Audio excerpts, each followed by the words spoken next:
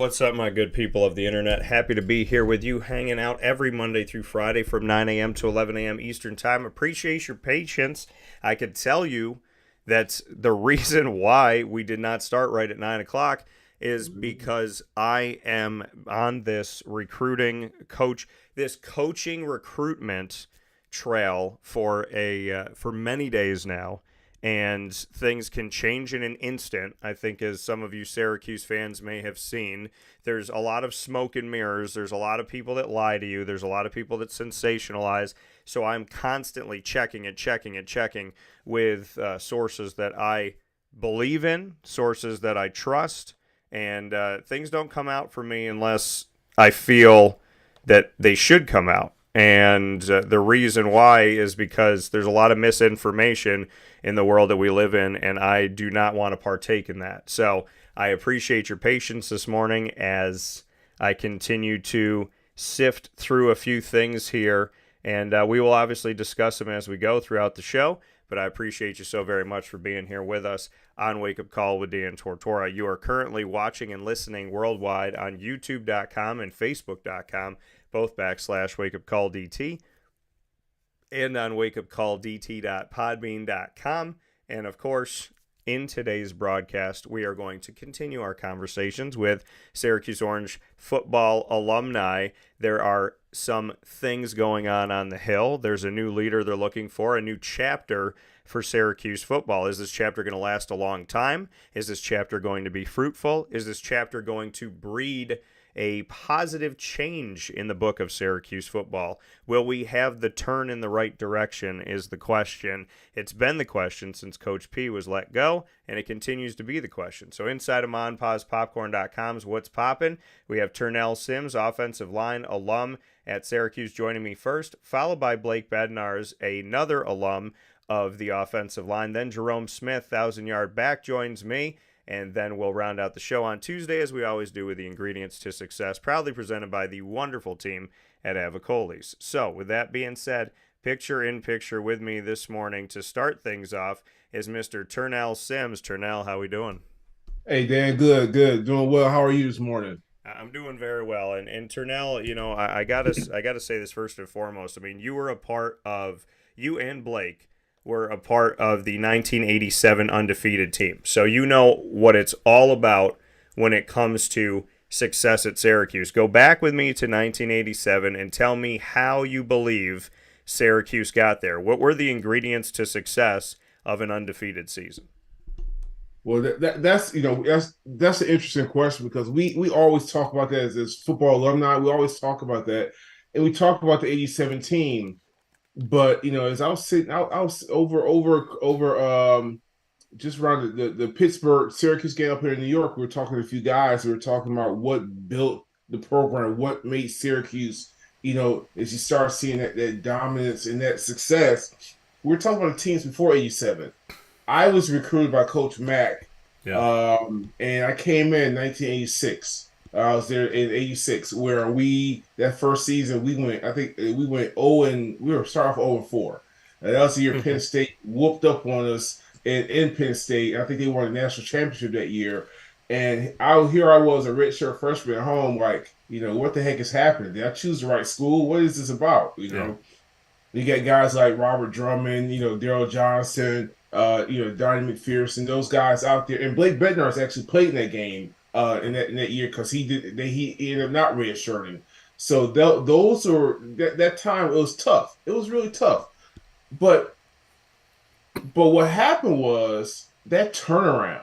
Yeah. It wasn't because of my recruiting class. It was not because of any one recruiting class. I think Coach Mack and his team had got the formula for recruiting over the last couple of years that got in the right type of guys, the right type of players that bought into a program that instilled discipline, that instilled a heck of an offense and defense that really swarmed and moved around. You got athletes from the Northeast. You got like guys like Terry Wooden, Blake Bednarz, from Blaisdell, from Buffalo. You got guys like Rob Thompson up in Connecticut, who was outside of Marcus Paul, who was a hell of a safety. Yeah. Rob Thompson was a hell of a safety. Okay, Tim Sandquist, Those guys, or up here in the Northeast, the coaches did a great job recruiting. And what happened was, even prior to that, um, you have guys who are already in there. Went to the Cherry Bowl. You got Rob Drummond from Syracuse area. He went to the Cherry Bowl, had some success there. And then as we move forward, they got in guys like from my year. Yeah. And what ended up happening was their formula, it came together in '87. You got four starters who are redshirt freshmen. Yeah. Myself, Rob Thompson, John Flannery, and who was the fourth? Was it Rob Moore? Yeah, Rob Moore. We are our players, starters that year, and it just rolled from there. And they got the right type of guys, and that success, that build on players, program equals success, and it kept going. That formula was used after us, which is some hell of a players come in, and not to say we didn't get players from outside. We had some really good players from Florida, Texas. Yeah. We had some guys from Ohio. I was an Ohio guy, so I'm a little bit outside the area, but I like to call Ohio is a good haven for good football players, O-linemen, and things like that. But that's what they did, and that's what Syracuse used to be about. And it kind of hurt to see that we kind of moved away from that.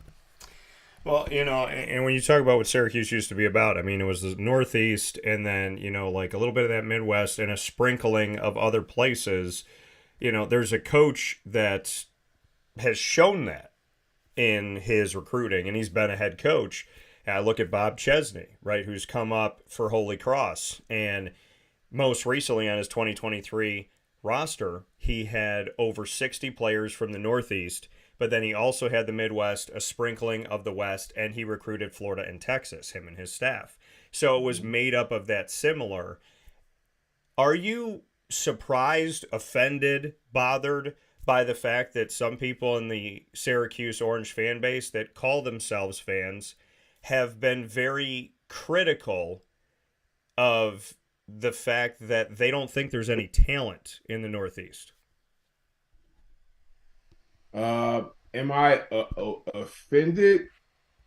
No. I think people, we've talked about this all the time, and I see in your posts, you got to do your homework. You have to know what the Northeast is about, and you have to know, there are tons of there are athletes everywhere, and you have to really dig deep and know what's there. And is there a diamond in the rough? I don't think it's a diamond in the rough. I think you have multiple diamonds in the Northeast that just you haven't gone to the right spot. Instead of going northeast to the spot, you're going northwest, and you're going totally away from where all your talent's at. So if you're not even looking there, that's what you're missing. You're missing something you're not even looking at. You think all the talent's down in the SEC down south in Florida, Texas. They got great ball players, but it's something where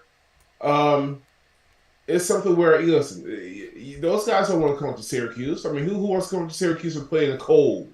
In the beautiful redone dome, and have to go to class in the cold and hit snow and things like that. Who wants to do that? Well, shit, I did. I did.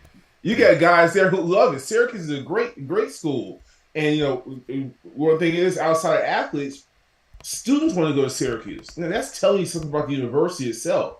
Here's my daughter. She's hoping to go to Syracuse. So we have tons of my alumni, some of my teammates. Their kids go to Syracuse. Why?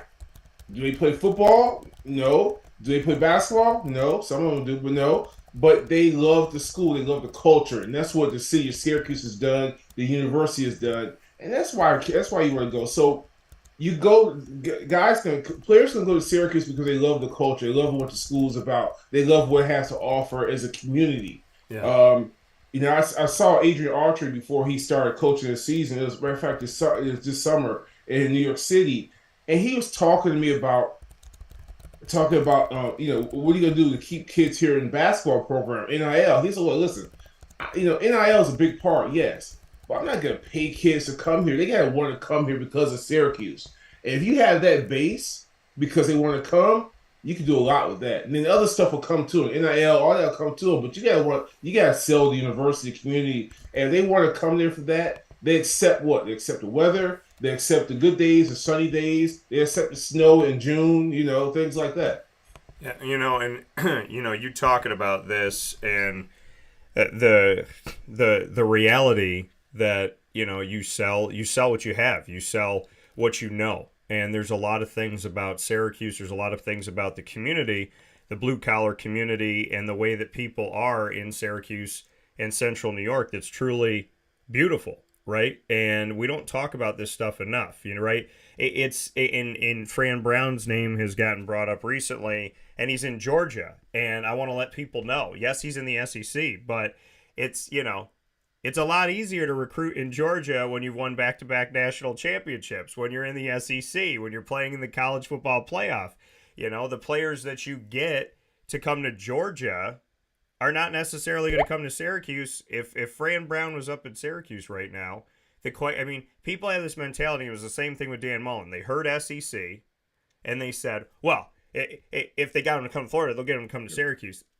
Kyle Pitts was from Pennsylvania. Kyle Pitts goes down to play for the Florida Gators. He plays in Gainesville. He plays in front of more fans than he gets in Syracuse. He plays in this rowdy opportunity. He plays in, Jacksonville Stadium when they play Georgia every single season at what used to be called the Gator Bowl. He goes out there and has a shot at the college football playoff, a shot at a New Year's Six Bowl. He's in a different place when he gets recruited there. If Dan Mullen was at Syracuse, does he get Kyle Pitts to stay in the Northeast when he can't lure him down to the weather? He can't lure him down to the SEC. So, there's these conversations that are going on with people that simply just don't know what they're talking about. And I am sifting through all the BS to try and find the real.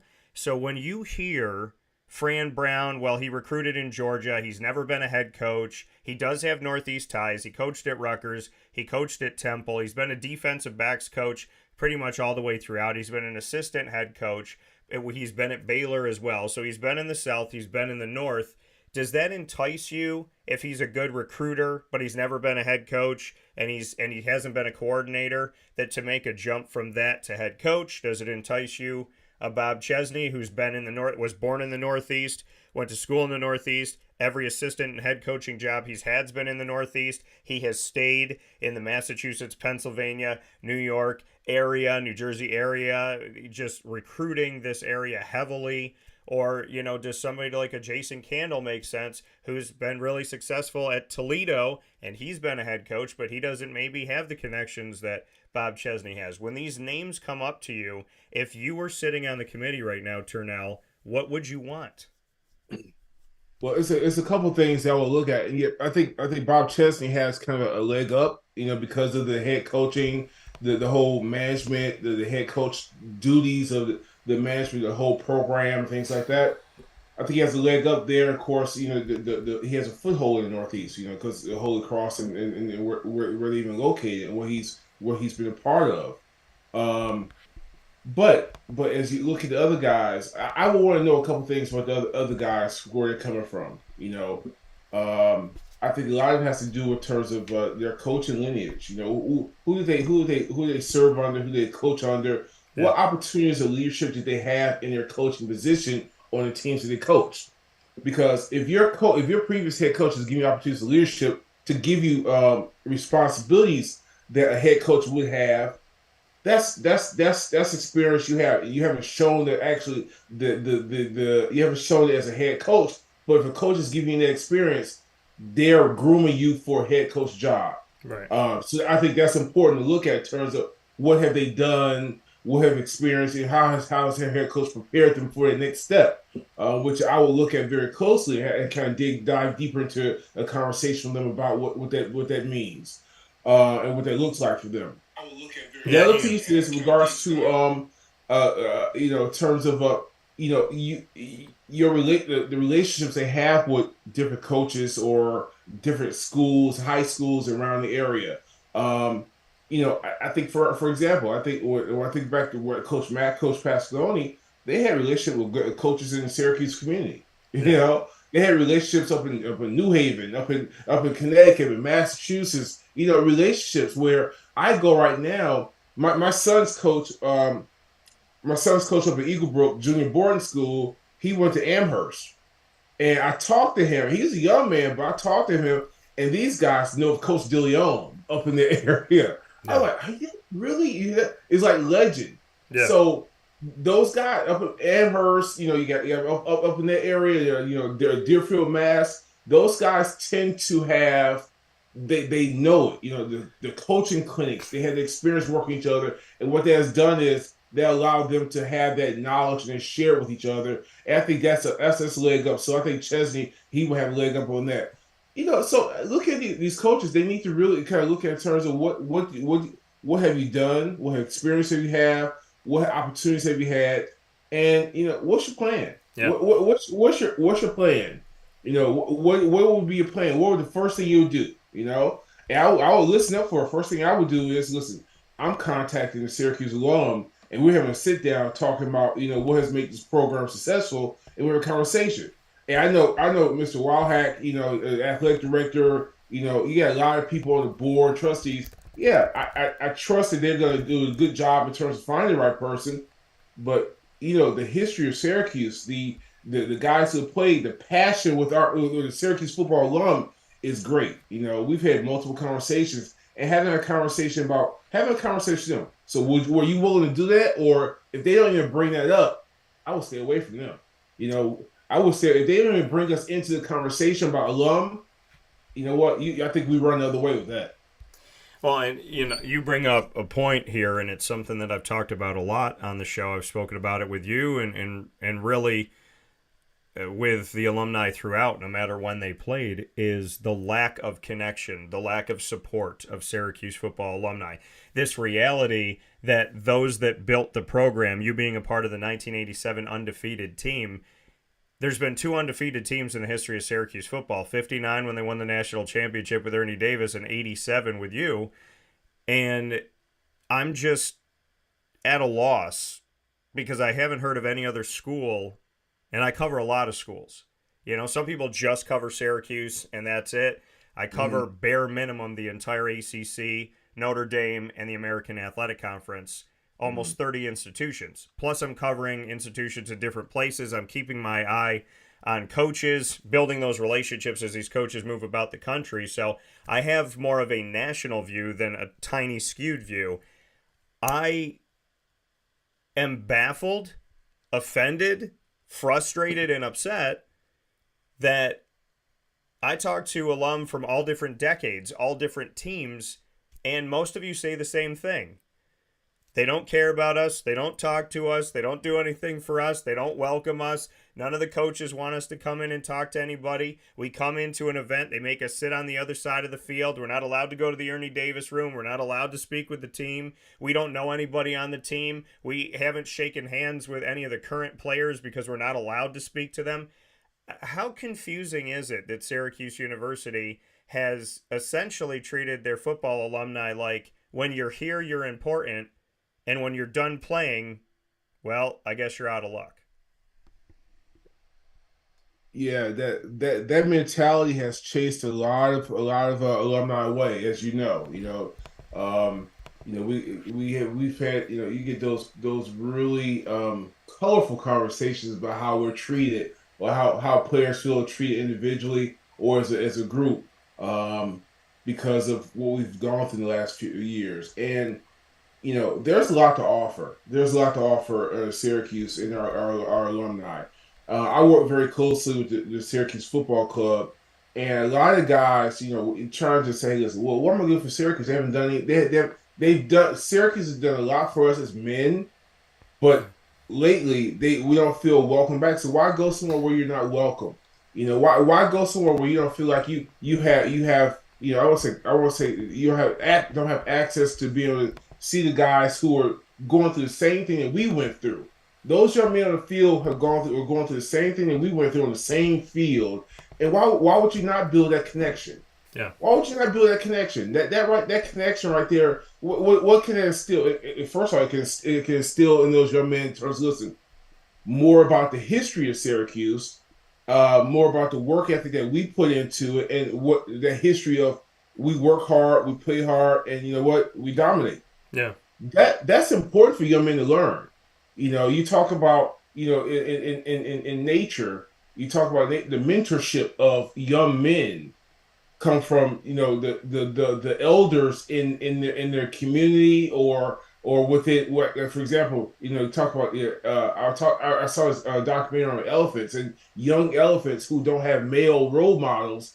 They become what disturbed. They have major issues, and I know it's a far-fetched in terms of Syracuse football, but you still need mentorship.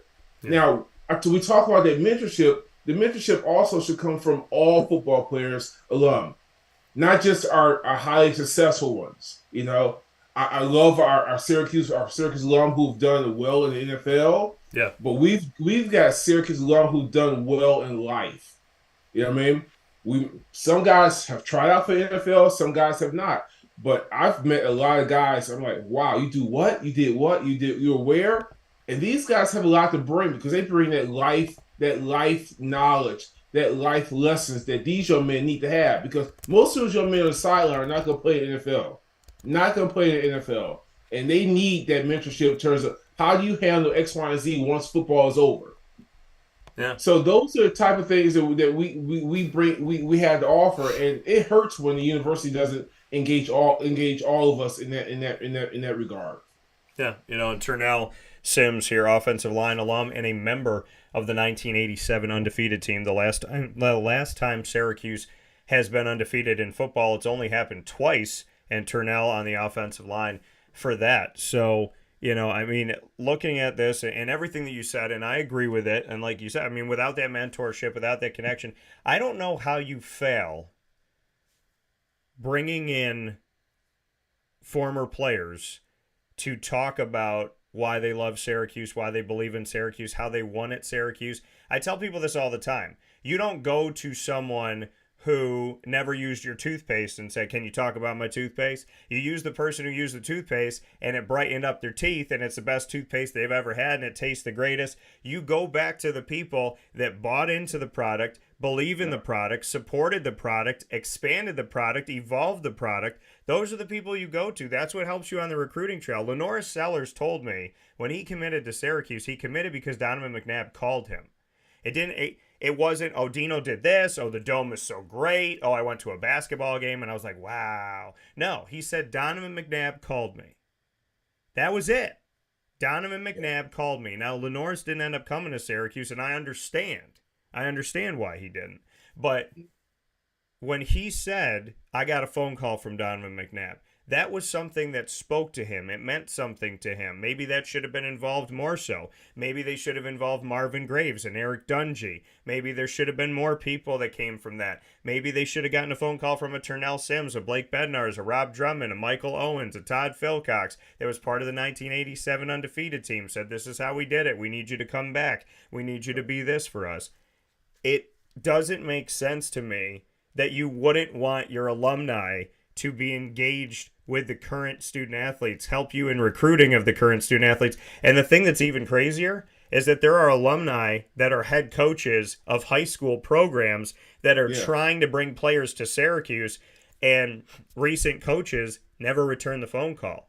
These are guys from the DMV and different areas going, hey, I got this cornerback, I got this quarterback, I got this running back, I got this offensive lineman. He would be great at Syracuse. No phone call. There are families that were, of players that are calling, legacy players that were calling up saying, hey man, we would love for you to, I'd love for my son to come here. I had former student athletes, great student athletes at Syracuse, call me up and say, my son's in the transfer portal and I can't get a phone call into Syracuse.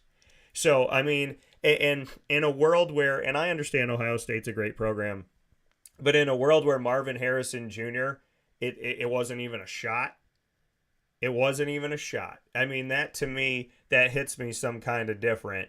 But, your teammates and fans and people right now are writing in ego.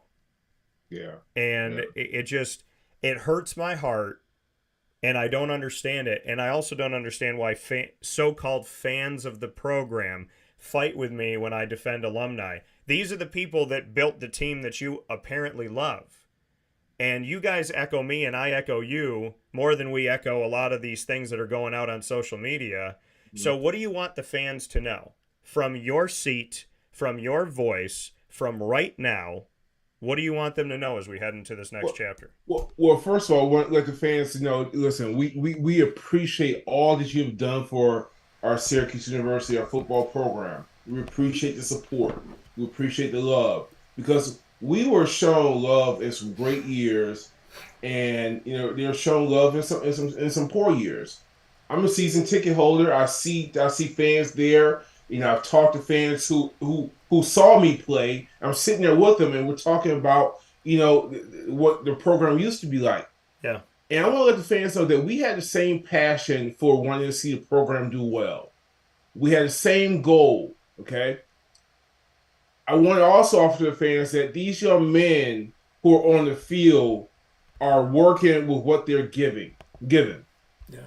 The program, the coaches, those are the leaders of the program. These young men are following the coaches, the staff. They're getting their habits from where? The coaching staff. Yeah. The coaching staff job is to what? Is to guide, to develop, to instill discipline, to instill things that that breed success. So to the fans, understand that's always going on. It's going on, and you can never blame these young men on the field who work their tails off, basically, year round, because we worked our tails off year round. I can't remember. We probably had maybe 1 or 2 weeks off the whole year because of workouts, things like that, where they want to go on the field and play and succeed. So don't degrade these young men because they haven't won or they seem like they're not interested or whatnot. Continue to support them, okay? But on the opposite side is don't push alumni who's talking about the program in an educated way because we lived it. We lived 5 years of it. We lived it, okay? We lived it with great coaches. We lived it with, our teammates that lived it with poor coaches. We lived it. And our experiences should be validated. Our experiences should be valued because it's something that we know. We know it. We talk about it. We have guys on inside track who communicate that they feel stifled as well, that they can't change things as well. So you have to understand as a fan, we're doing the best we can because we want the best for the program. And trust me, the Syracuse football alumni, we're very invested in our program, make sure it's better. We can't wait to find out who the new coach is. We can't wait to find out what the new program is going to be because we're going to be right there supporting whoever it is because we feel for the young men who are playing the game that we all love. Kind of said it better. Mic drop moment. We lived it. And, as long as God will allow me to live on this planet, I will be doing everything in my power to make sure that you all have a voice. Every single member of Syracuse football alumni that wants to have a voice and wants to come here and just talk. It's what I've done for many years, and it's what I will continue to do because I appreciate, respect, and love the people that care so much for my city and my community that did so many wonderful things. And Turnell, you're one of those people. I can't tell you how much I appreciate you enough. I thank you for everything, and I think the things that I love more than anything are the tailgates, when I get to just be around all of you and eat food and talk and have a good time. To me, that is Syracuse football. And if the kid in me, I think about that all the time. The 9-year-old in me, if I told him, hey, you're going to grow up to one day just be hanging out, laughing, being friends, hugging, slapping hands with, and eating hamburgers with the people that built Syracuse, man, that kid would be like, what? And I still feel that way when I walk to the tailgates and we have these conversations. It is an absolute miracle and a blessing from God that I get to do this, that I get to talk with all of you wonderful people. And I can't thank you enough, Turnell. I really can't. Well, Dan, I mean, we love you. You're a great voice for us, but you're a friend. You're a friend. You have it befriended us. But as you see the guys that you're around, we welcome everyone. We welcome everyone because there guys don't put off people. We have nothing to put people off on. We want to share, talk about what we did. Kids love hearing the insight from us. So that's fine. We're gonna do more tailgates, and you're gonna be right there, and we're out there hanging out with the fans. That's the connection. That's the connection. We're there. We're fans now. We're alumni, but we're fans with a little bit more. Continue to do it. We're gonna continue to support the program. We're gonna bring more guys back to school to hopefully get them to feel more welcome, so they want to come back to school, so we can have more of that camaraderie and just kind of build from there. I hate I see other schools. My buddy went down to Ole Miss homecoming and talked about the alumni there. He's like, it was amazing the alumni that was there and how they feel to come back and what they do for the alumni. Syracuse is going to get there. We're going to get there, and you know what? We're going to continue to make sure they hear our voice, so they know that we're not going away. We're not going away, and we want guys who've been disillusioned or feel put off to come back. So to my Syracuse alum, my teammates, guys, we're going to get back. And so if you get an email from myself or other people, hey, answer the question, answer the email, okay? Answer the text, all right? That coming from Turnell Sims. And we need a coach that will be that welcoming door once again. And hopefully, no matter who gets hired, people aren't talking about this part, which is the most important part. You got to take care of where you have been, or you have no idea where you're going. Right. It is a brotherhood. Turnell, as always, man, I appreciate you. I talk to you all day. So I'm sure I'll be texting you today. We'll keep in touch. But as always, I send my love to you and to your family. And God bless as always. All right, Dan. Thanks. All right. Have a blessed day. All right. Take care. All right. Bye-bye. The same team as Rob Drummond in 1987 when they went undefeated, 11-0-1, back when you could tie in a bowl game, and they were leading Auburn of the SEC all the way through, and Auburn kicked a field goal at the end to tie it. And beyond that, they did not Recording have a loss in progress. All Recording season long, stopped. and that obviously wasn't a loss as well. So Blake Bednarz, who is on the offensive line with Turnell Sims, is going to be joining me here momentarily. So we will take a step aside for a fast break here on Wake Up Call with Dan Tortora, as you get to hear from the alumni. So many people talking about who's it going to be, who's the next coach, what's going to happen. Well, here on Wake Up Call with Dan Tortora, for many, many years, you have had the opportunity to hear from the people that built this program. You've heard from student athletes that have just graduated, student athletes in the program, as well as student athletes that have played in all different decades, and it is truly a wonderful, wonderful thing to be able to do. So we will take a quick step aside for a fast break, and when we come back, Blake Bednarz is joining the show, and you can tell me I shave my head, he shaves his head, so he's got the head shaved. I keep hair on my head. I don't shave it all the way through because my hair grows really fast. So you got shaved head and goatee life. You can say who wore it best right after this fast break when Blake joins me picture in picture here on Wake Up. Hi, this is Amy from Mother's Cupboard, home of the Whole Frittata. We are open daily 6 a.m. to 1:30 p.m. For takeout orders, call 315-432-0942 and tune in to Wake Up Call with Dan Tortora for our monthly food challenge and try our Wake Up Call signature menu item available 7 days a week. Here at Mother's Cupboard, we are Central New York, and it's our honor to serve you. Ma and Pa's Kettle Corn and Popcorn Factory remind us that every day is worth celebrating at 201 7th North Street in Liverpool, New York. Open Monday through Saturday in-store and always online at maandpaspopcorn.com. Serving our Central New York community and beyond, order anywhere, anytime at maandpaspopcorn.com. Stop in to get a tin at Ma and Pa's on 201 7th North Street in Liverpool, New York to get your half-price refills for the rest of your life. Come to Ma and Pa's for your holiday gift giving for family, friends, employees, and clients. And remember, for fundraising and events, to call 315-450-6272. That's 315-450-6272. Ma and Pa's Kettle Corn and Popcorn Factory. How corny are you? This is Jimmer Sikowski, owner-operator of Chick-fil-A Cicero, 7916 Brewerton Road in Cicero, right in front of the Home Depot. I had a deep feeling that God wanted me to do something bigger with my life and to help people, help others. I kept putting Chick-fil-A in my life, and I realized as I was going through the franchise selection process that positively impacting the lives of others was really core to what we do here at Chick-fil-A. First of all, it starts with the food. The food is brought in fresh daily. We bring in local produce. We prepare it to order in the kitchen. We hand bread our chicken. We hand spin our milkshakes. It's great food. It doesn't taste like fast food.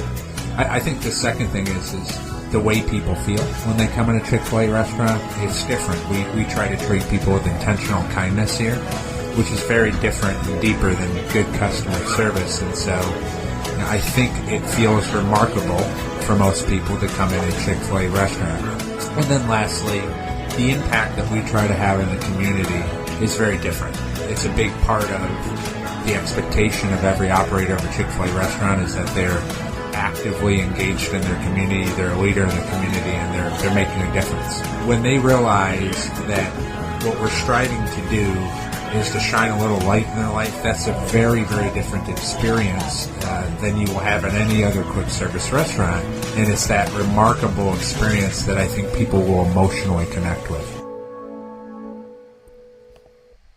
Welcome back here to Wake Up Call with Dan Tortora, hanging out with you where sports meets life every Monday through Friday from 9 a.m. to 11 a.m. Eastern Time. And I am honored and privileged to have the alumni of Syracuse Orange football consistently and constantly here on Wake Up Call with Dan Tortora. And next up for us is coming picture in picture with me, and that is the man that they call Blake Bednarz. Blake Bednarz on the offensive line when Syracuse went undefeated in 1987. He is a teammate of Turnell Sims, who you just heard from, and he is also someone who likes to keep the hair low on top and the facial hair on the bottom. Mr. Bednarz, how we doing?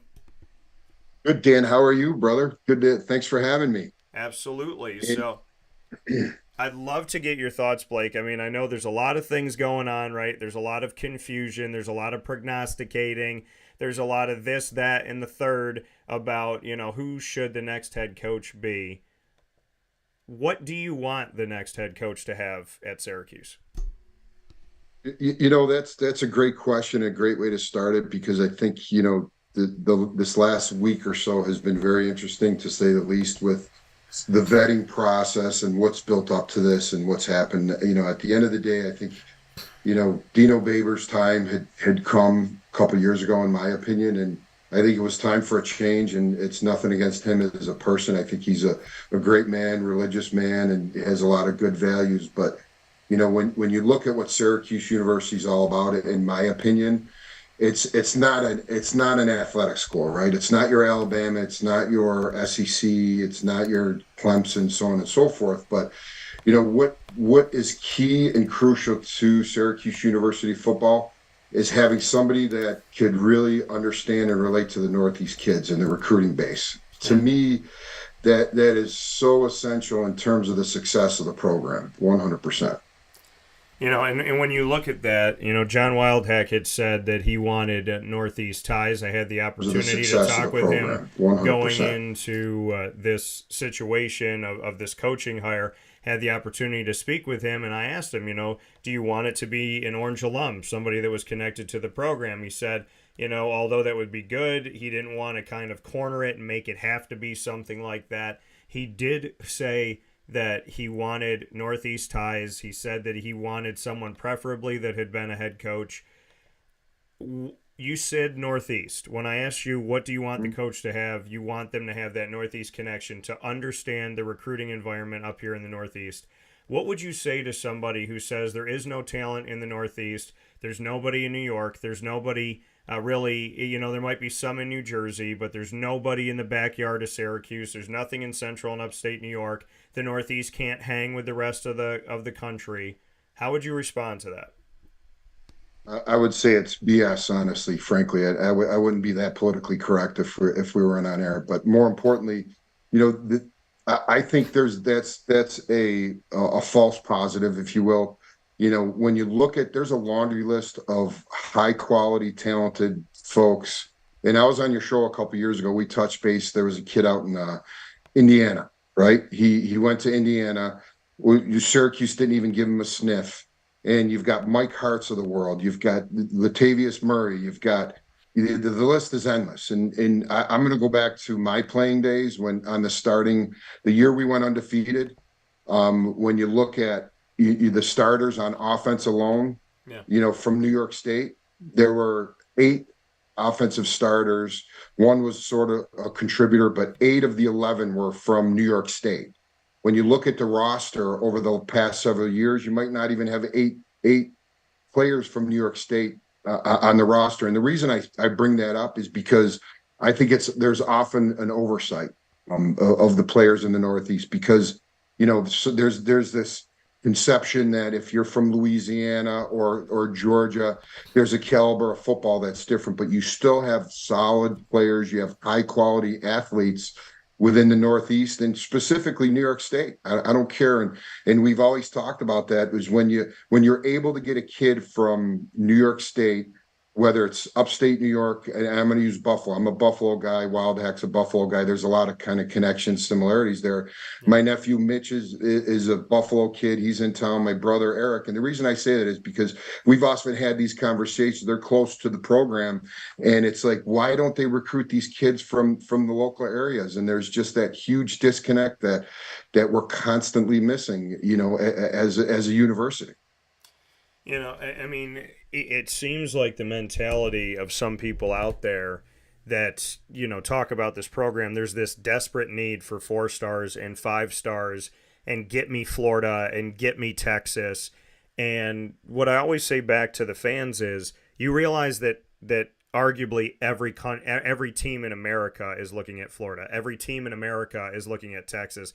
There's 133 FBS schools. Then you add in the FCS and all of that, and you say to yourself, okay, so you're going to fight 130 plus teams to try and take somebody out of Florida, take somebody out of Texas, take somebody out of Oklahoma. But in the Northeast, you can win those battles. Syracuse has a better chance of winning a battle in Pennsylvania, Massachusetts, New York, New Jersey, Vermont, New Hampshire than they do of winning in Florida. And I tell people all the time, Syracuse might get the guy in Florida that Florida State didn't want, Florida didn't want, Miami didn't want, Alabama didn't want, LSU didn't want, Georgia didn't want, USC didn't want. So what does that say? You want the 8th best wide receiver, the 5th best DB? Now, there's players that have come to Syracuse from Florida, and they've been wonderful, and I respect that. What I'm saying is, you're not going to get the top guy from Florida. You're not going to get the top guy from Texas. You're not going to get the top guy from Georgia 99.99999% of the time. So what is this obsession that you think people have with they have to be 4 and 5 stars? Because your 1987 team had no 5 stars. I don't know if your 1987 team had any 4 stars.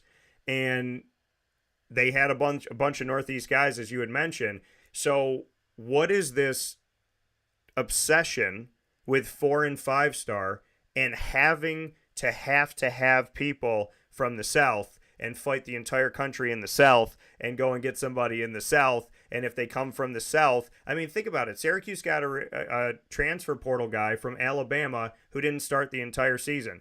But as soon as they saw Alabama, they're like, oh, he must be good.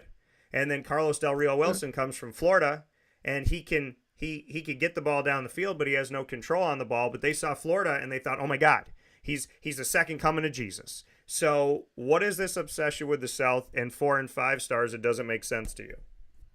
Yeah, well articulated, Dan, because I think there's that perception. Obviously, there's a high caliber of football, right? Yeah. But you don't have access as if you're coming from Syracuse for those top recruits, right?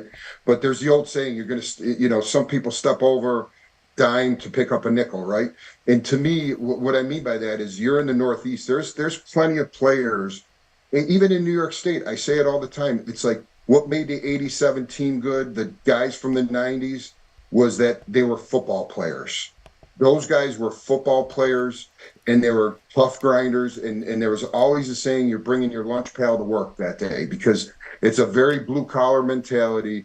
And if you have those football players and everybody knows their role, that's the key to success, because there's no egos, there's no hype, and it's all about football and playing football. And one thing that Mac did that I never found out till later years was that he was brilliant in the fact that he was able to pull players from Florida, some high caliber players, like a Marcus Paul, for instance, but he would recruit those areas, the Jeff Mangrams from Georgia. Yeah. He was able to recruit those areas. You know why? Because he utilized the university academics. He went after kids whose parents were educated in the Northeast, and they understood the value of just up here. And to me, that's brilliant from the perspective of a recruiting standpoint. But more importantly, he was able to recruit football players, even Pasqualoni. And when you look at the bridge from Mac's era to Pasqualoni, there was a 25-year span plus of only 2 head coaches. How many, in 25 years, there's been what, 7 or 8 head coaches, and that just decimates the program. There's no continuity. There's no connection. We say it all the time. It's like, who do we call for if we want to talk about sideline passes or tickets? Or, I heard Turnell, I caught the tail end. He was mentioning his buddy from Mississippi State or Ole Miss. They cater to the alumni, and there's that huge disconnect that, I know I'm sort of going off on a tangent, but, that's all part of this process that has to be fixed. And I think, with the leadership of the football club, which we are a standalone alumni group, we're not affiliated with the university legally, but we are all alumni, and Turnell's taking over as leadership in that program. And it's like, I've been on the board, been past president, Jim Jerome has, a bunch of other guys, but, I think now's the time to we have a strong voice, and let's take advantage of that. Yeah, and I mean, it's another beginning, it's another start. Unfortunately, it's fortunate but unfortunate that every time a new head coach is hired, there's a chance that the door might be open to alumni. That door has not been open to many of you for a long time. You look at Coach Mac, Coach P, all good. Greg Robinson comes in, door starts to close. Doug Marone's an alum, and he doesn't open the door. And then Scott Schaefer acts like he lived here. Scott Schaefer, to me, was like, he loves Syracuse. I think he wanted to die here. I mean, he wanted to give everything he possibly could. And him and I have always had a fantastic relationship, including with his son and with his wife and his daughter. I appreciate them all. And he started to do some of that. And people, Tim Lester and different people there in the community. And then Dino came in and the door slammed back again. And so with this new coach, there's a chance that they can do the right thing. And it makes me sad that every time a coach changes, fans are like, I hope we win. And alumni are like, I hope they let us in. But now there's a new opportunity for you, Blake. What do you want to say to whoever the new coach is?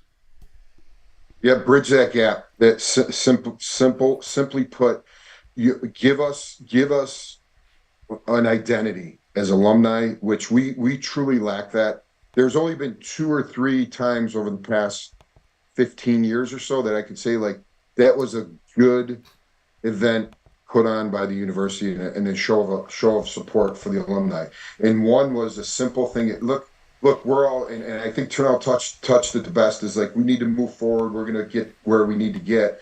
And I firmly believe that as the relationship with the alumni, the university has to step up. But the little simple things like that stick out in my memory, they opened up the dining hall on a Saturday morning prior to an afternoon or evening game, put out a breakfast buffet. We were able to bring our families to tour the locker room, and, just that little simple act of, I would call it kindness or respect, to me went a long way, but it happens few and far between. So little things like that, tickets to the game, give us some respect that we deserve. And again, football is a microcosm of my life. It was a great aspect, met some great people.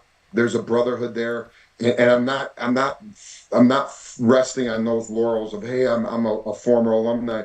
It's just, I see what's going on around other universities.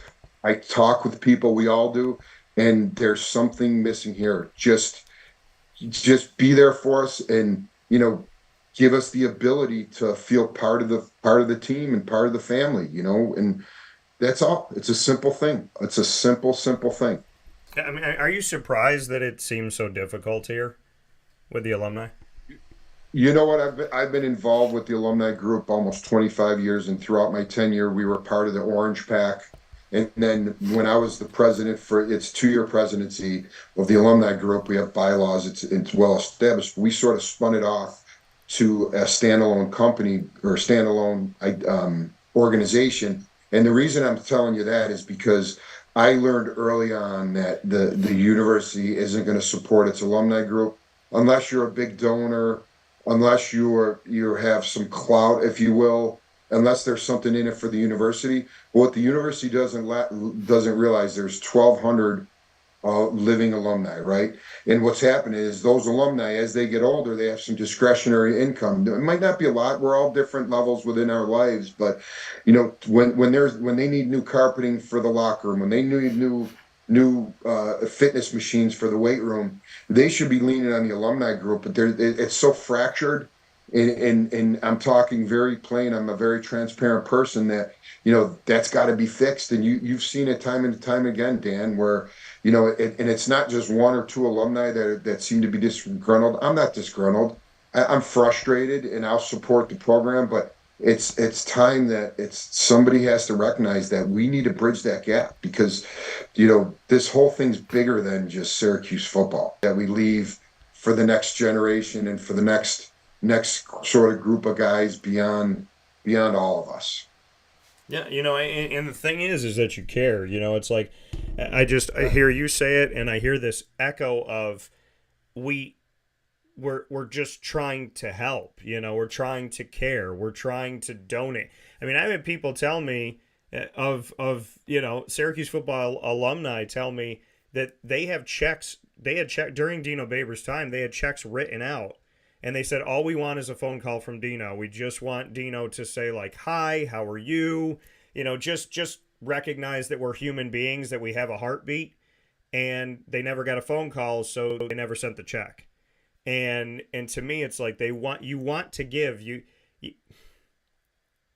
Syracuse football alumni should not have to beg to be around the new team. They shouldn't have to beg to be around the program. You should not have to beg to do something out of the goodness of your heart. You shouldn't be stopped at the door and not let in. I mean, I was told that there were alumni that weren't allowed in the Ernie Davis room.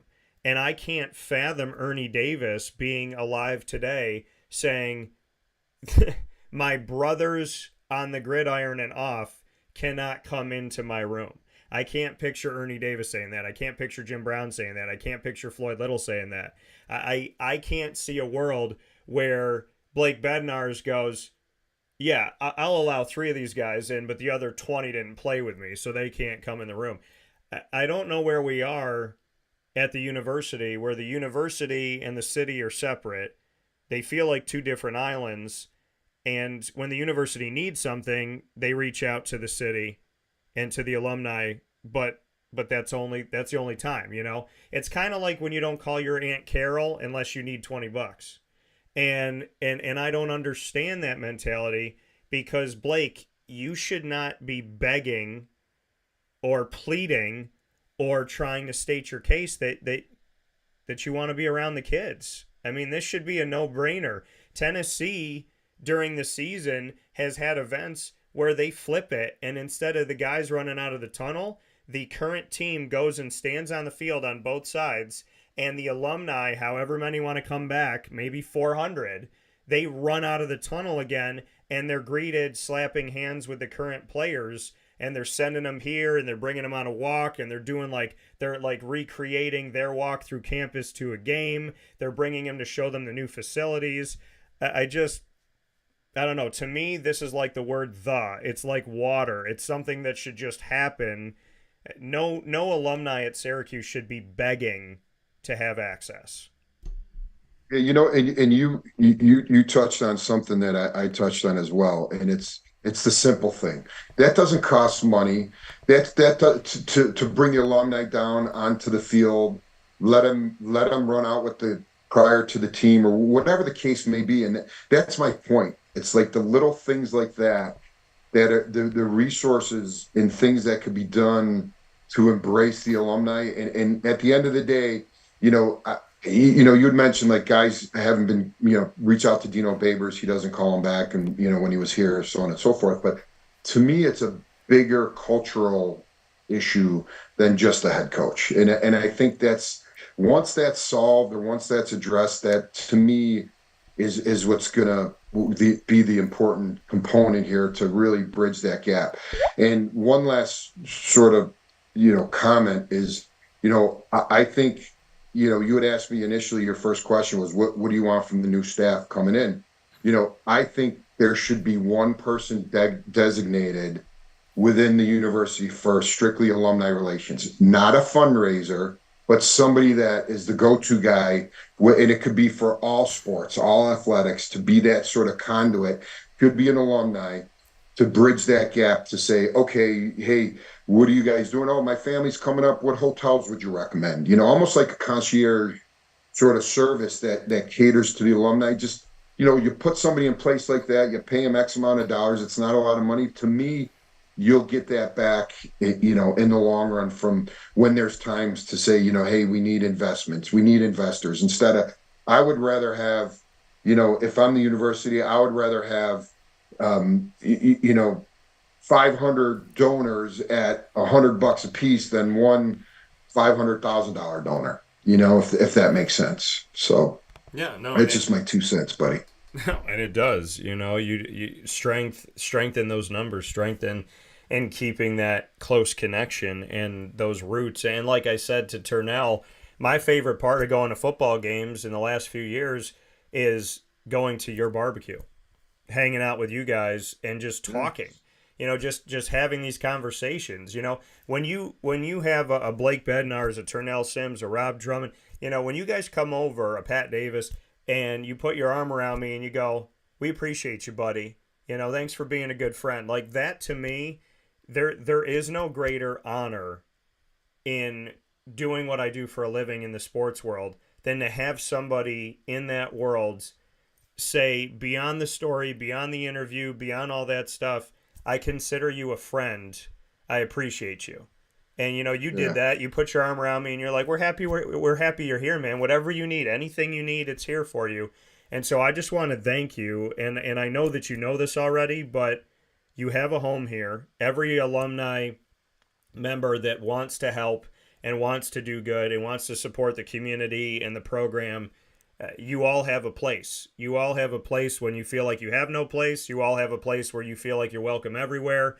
A Wake Up Call and Dan Tortora Broadcast Media will be consistent to you as we've always been, because I genuinely appreciate, respect, and love being around you guys.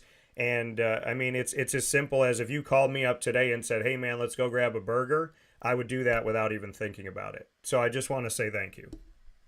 Yeah, no, and I appreciate that as well, Dan. I really do, because I think, it's nice to come on these sort of forums, and I know you have a lot of connections with all my brothers, former alumni, and it's nice. It sort of keeps us all together. So I think the feeling's mutual. A lot of respect both ways. So yeah, I thank you as well. So absolutely. Well, it's my honor, and if anybody needs to know, Blake finds his way around a grill pretty easily too, so I want to give you some respect for that.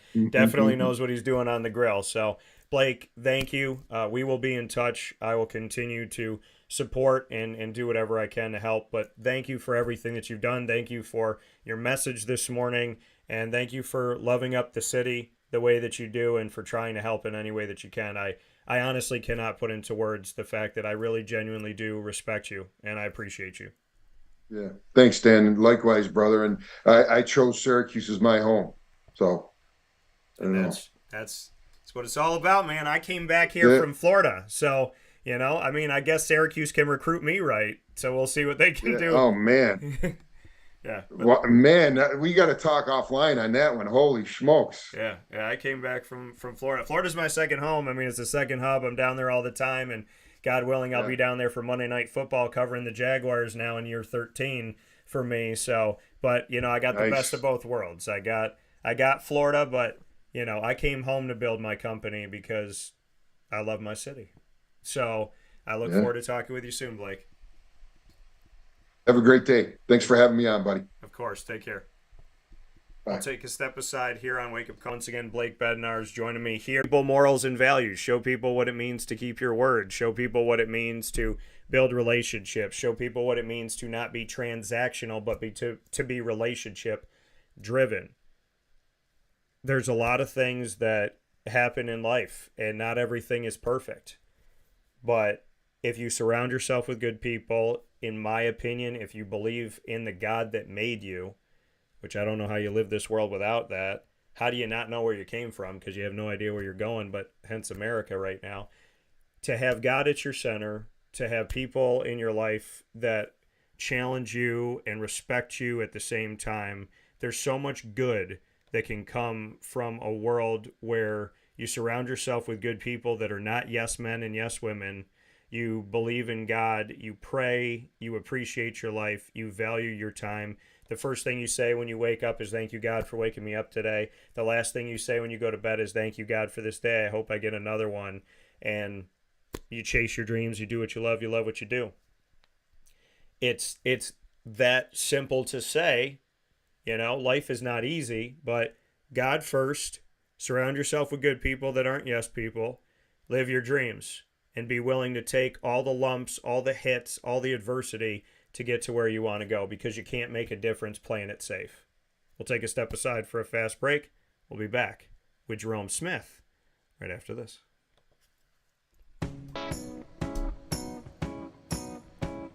In these unique times, there are those in our community that give us a sense of normalcy and positivity. Pizza Man on 50 Oswego Street in Baldwinsville has been here for you for over 35 years and is here now. Call 315-638-1234 or order online at pizzamanbville.com to bring those familiar tastes into your home. And remember to come see our monthly on-site broadcasts centered around the community and our Baldwinsville Bees. Pizza Man in Baldwinsville. Any way you slice it, they are always here for you.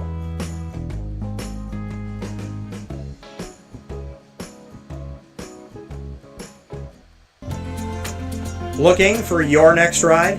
Look no further than Great Lakes Honda City, located on 7140 Henry Clay Boulevard in Liverpool, New York. Serving our community for decades, their new and pre-owned vast array of vehicles are available to you Monday through Saturday on site. To search from home, shop at GreatLakesHondaCity.com. Call 315-365-5576 to set up an appointment. That's 315-365-5576 for Great Lakes Honda City, 7140 Henry Clay Boulevard in Liverpool, New York. Great cars, great people, Great Lakes.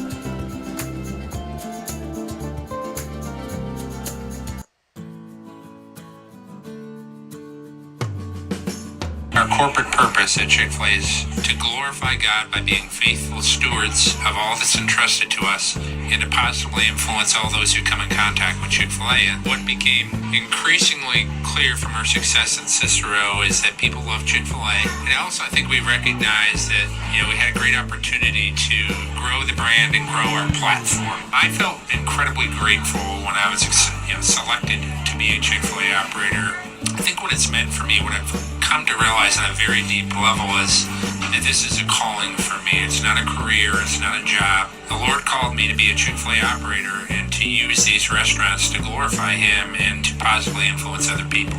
I'm blessed. I'm very blessed. Head to Chick-fil-A Clay on 3974 State Route 31 in Liverpool, New York. Carvel DeWitt, it's what happy tastes like. Do you know why? Because we make ice cream. Creamy, rich, flavorful ice cream. Not yogurt or iced milk like some of our competitors. Ice cream. Fresh, by hand, daily. For the calorie conscious, we have something new for you. Our new Carbolite. Same great flavor, creaminess, and texture of our regular ice cream with only 35 calories an ounce. So whether you want an ice cream cake, flying saucer, dasher, carvalanche, hard or soft ice cream, we will satisfy your craving with our fresh, handmade regular or new Carbolite ice cream. Carvel DeWitt. It's what happy tastes like. The Wildcat Sports Pub in Camillus, New York is located on 3680 Milton Avenue in the Home Depot Plaza. It is your family-friendly sports bar and restaurant. Folks, some sports bars aren't family-friendly. Some family-friendly restaurants are not sports bars. The Wildcat Sports Pub in Camillus, New York is proud to be both. It is that marriage that you've been looking for years. The Wildcat Sports Pub is your home base for your sports bar and restaurant needs, games for the kids, indoor and outdoor activities, and enough things on the menu to come back every single week and get to try something new. They're open Sundays from noon to 8 p.m., Monday through Wednesday, 11 a.m. to 11 p.m., and Thursday through Saturday from 11 a.m. to midnight. For reservations and party information, call 315-487-2222 for the Wildcat family-friendly sports pub and restaurant.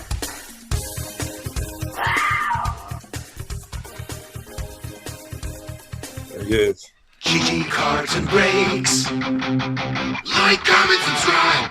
GG Cards and Breaks, located for you on 639 Delmar Place in Syracuse, New York, right off of Teal Ave. They are the place to go and find your sports cards: football, basketball, baseball, soccer, hockey, as well as all sport packs. They also have Pokemon and the new Disney Lorcana. You could go there and find cards from your Syracuse faves as well. And they also have a run on Aronde Gadsden cards, so make sure you get out there today and find yourself the next piece in your collection at GG Cards and Breaks. Open 7 days a week, Monday through Saturday from 10 a.m. to 6 p.m. and on Sundays from 10 a.m. to 5 p.m. They are truly the difference, in my opinion, when it comes to sports card shops.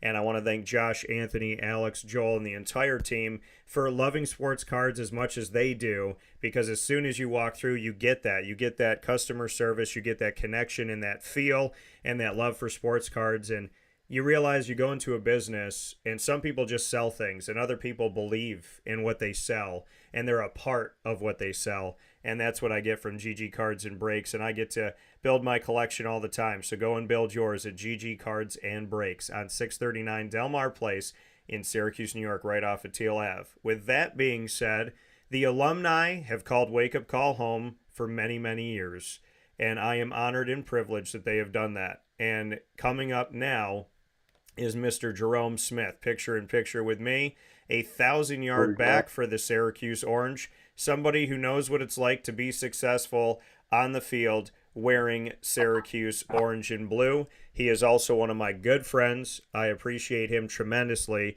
and he has been good to me from day zero. He might be 3 words Jerome to the rest of the media, but to me, he actually gives me that conversation. Rome, how we doing?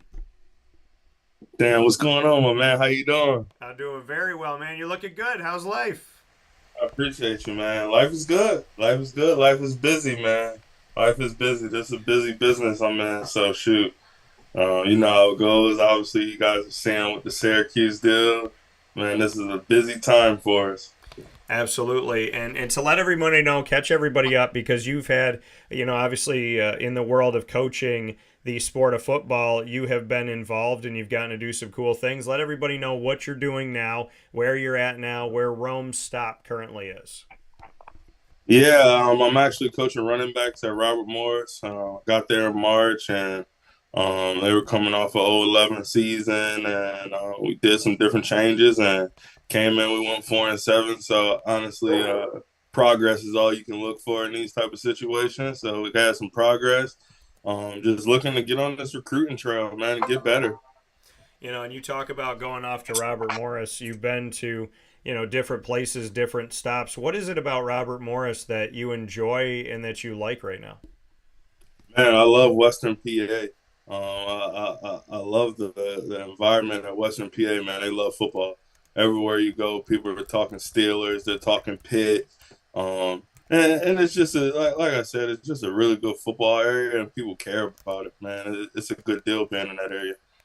And having that opportunity to be out there, and like you said, just being in the Northeast, what it's like to recruit in the Northeast, and the Northeast doesn't always get a good rap. Why, Jerome, is the Northeast a place that is good for recruiting? Why do you believe in Northeast student athletes?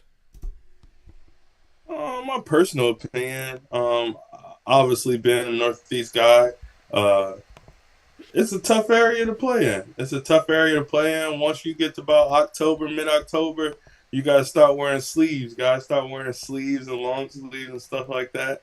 It's just a different kind of environment, man. I think that's just you usually get football weather. People always talk about this great football weather. And it's usually about that 40 to 50 degree weather where it's just, you can see a little bit of the, dew on the ground, a little brisk air. Yeah. It's just a football deal.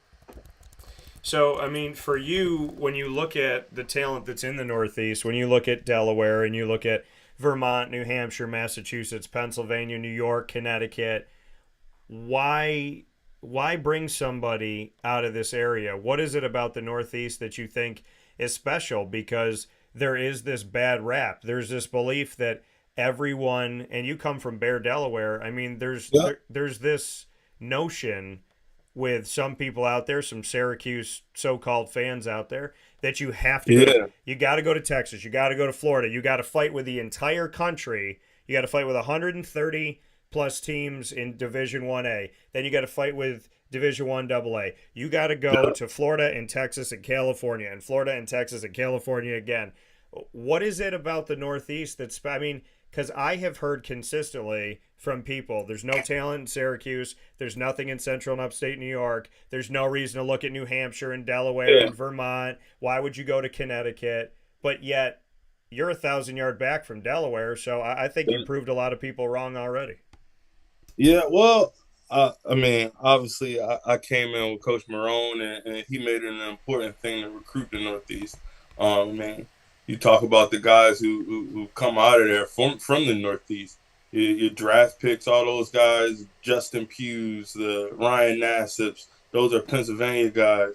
The Chandler Joneses and the dang on Arthur Joneses of the world. Those guys are upstate New York guys. So now that's truly the Jason Bromley's another Northeast guy, Queens guy. So I think it's really like important that you get your stamp in those type of places, because those are guys that are going to come play for you. And like I said, I continue to just bring up the toughness in those areas. You usually get a guy with a chip on your shoulder. I was fortunate to play with, Sean Hickey, the Rob Trudeau's, Western Pennsylvania guys. So again, I'm gonna keep going back to, those Pennsylvania, New Jersey, New York guys.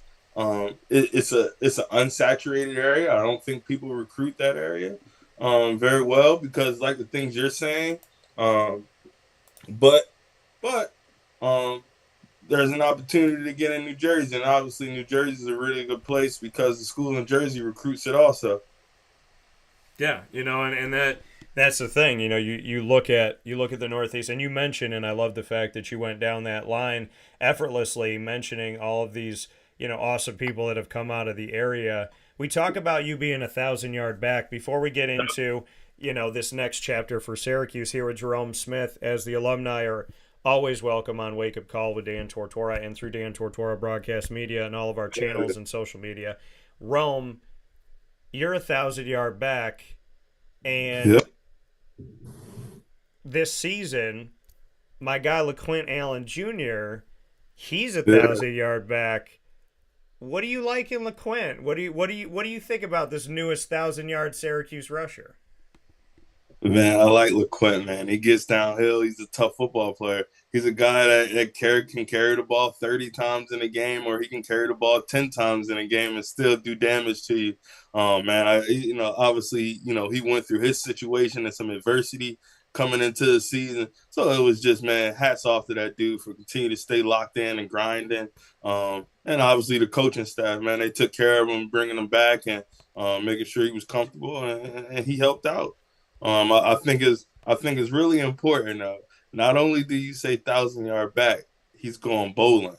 So it's one thing to be 1,000-yard back. It's another thing to get 1,000 yards and go to a bowl game. Those are important. That's helping you win. That's letting you know that the run game's important because it's starting to push through with wins. That was always our thing at Syracuse.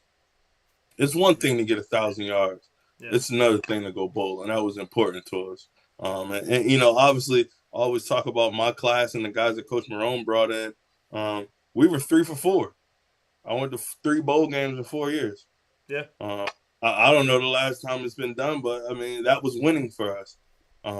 Obviously, it wasn't, you know, the 10-win seasons like you're trying to get. But you know, progress is everything for us.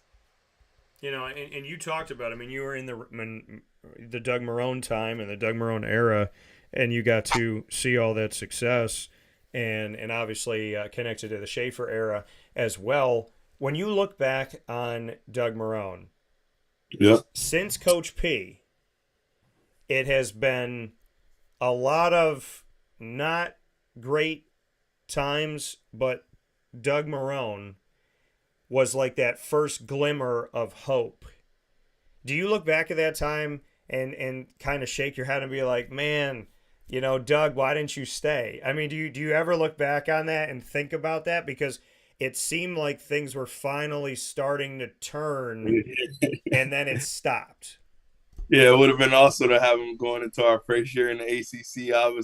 Obviously, when you're young and you're in it, you don't understand. Those guys are just leaving for another job. But once you're in the business, man, that's a once in a lifetime opportunity for him to go to the NFL and become a head coach. So, you know, once you're in the business, you're like, oh man, you had to do that. But man, if Coach Marone would have stayed for that first year in the ACC and moving forward, man, that would have been some good stuff. I got to ask you this because we see things come up all the time, Rome, and I, as a broadcaster and as a journalist, it is my job to tell the truth. I know that many journalists in this world do not think that's part of the criteria of being a journalist, but I do think that telling the truth is the right thing to do. So when people say, why didn't you go here? Why didn't you go there? Why didn't you say this? It's because I vet my sources. I don't just say things. So Syracuse's job opens up, and people start putting on their list Douglas Marone. And I have told people, I said, if Doug Marone comes back as the head coach at Syracuse, I'll give $1 billion to the city. I mean, I don't see it. I know that, you know, people might want it, but I mean, you played for Doug. You were there when Doug left. Do you just laugh when you see people go, Doug Marone's coming back? I laugh, but I also deep down inside got a little glimpse of hope. And what I mean by that, man, I came to Syracuse, obviously a young man, and just what he instilled in us. He made us into men. He made men, and that's the important thing in this thing. I think people losing college football is the development of a young man, and I think Coach Marone did a heck of a job at that. How would you describe him as a coach? Because so many people speak for who they think Doug is. He's a player's coach. He's not a player's coach. He cares about people. He doesn't care about people. He's Fred Flintstone. No, he's actually somebody who's like around and he's talking and he's there. So how do you, I mean, I've been around Doug and I've had the unique circumstance of being around, I don't want to call it a circumstance. I've had a unique opportunity that I was around him at Syracuse, and then I was around him in Jacksonville. Jacksonville, yeah. Because I've covered the Jaguars for 13 years now. So I've been around him multiple times, and I've experienced him in the NFL and in college. How would you describe Doug Marone, because you spent more time with him? So many fans try to like tell everyone who Doug Marone is, but they've never met the guy. Yeah. So who is Doug Marone? I think Doug Marone is a demanding, very caring leader, man. And those are the two deals I would give him, is demanding and very caring. He cared about that place. And obviously like an alumni like myself, it's close to your heart. That place is close to your heart. And he just wanted to get it right. And when I say demanding, he wanted things done and he wanted things done correctly. It's no knock. Everybody's got their own deal. I loved it. I loved it, man. I love playing for Coach Marone. That was a tough dude. The whole he left and people echo to this day. Well, he said this was his dream job, but he still left. What do you do when you hear so-called fans still salty about Marone? I mean, you gotta understand, everybody's dreams change. I know at one point you had one level of dreams, and then you go through 4 years of 3 bowl games in 4 or 2 bowl games in 4 years for him. Shoot, it's time to go. You got to strike while the iron's hot in this business, and like I said, it's a once in a lifetime opportunity. I think Syracuse is be here and not knowing what's going on with the next deal, but who knows down the line for that guy. So we got a new situation. We got a new head coach coming in sometime soon. I've been reporting on this while I'm eating dinner, when I wake up, when I'm going to bed, throughout. It's important, man. What'd you say? It's important. I know. So you yesterday, and you could feel free to share this if you like, but yesterday, because you and I are close friends and I appreciate you, so you don't have to, but you sent me a list. You said, here are my 4 names, in order, here are my people. I want to ask you if you would like to share it. I want to know why they're in the order that they're in. I want to get your thoughts. Yeah, I think my number 1 guy, where'd I go? I went Fran Brown, I went Brennan Marion, I went Coach Kendall, Jason Kendall down at Toledo, and I went Chesney last. Yeah. First, obviously, Coach Brown, man, he's a winner, and obviously a heck of a recruiter of the Northeast. He believes in the Northeast. He was one of those guys. When I was getting recruited, he was a Temple guy, so fairly known. But again, just being in the area, being in recruiting, I know he's going to get the right guys. And then it's nothing to say. You were just at Georgia, and you obviously won a bunch of ball games, and obviously with the portal open now.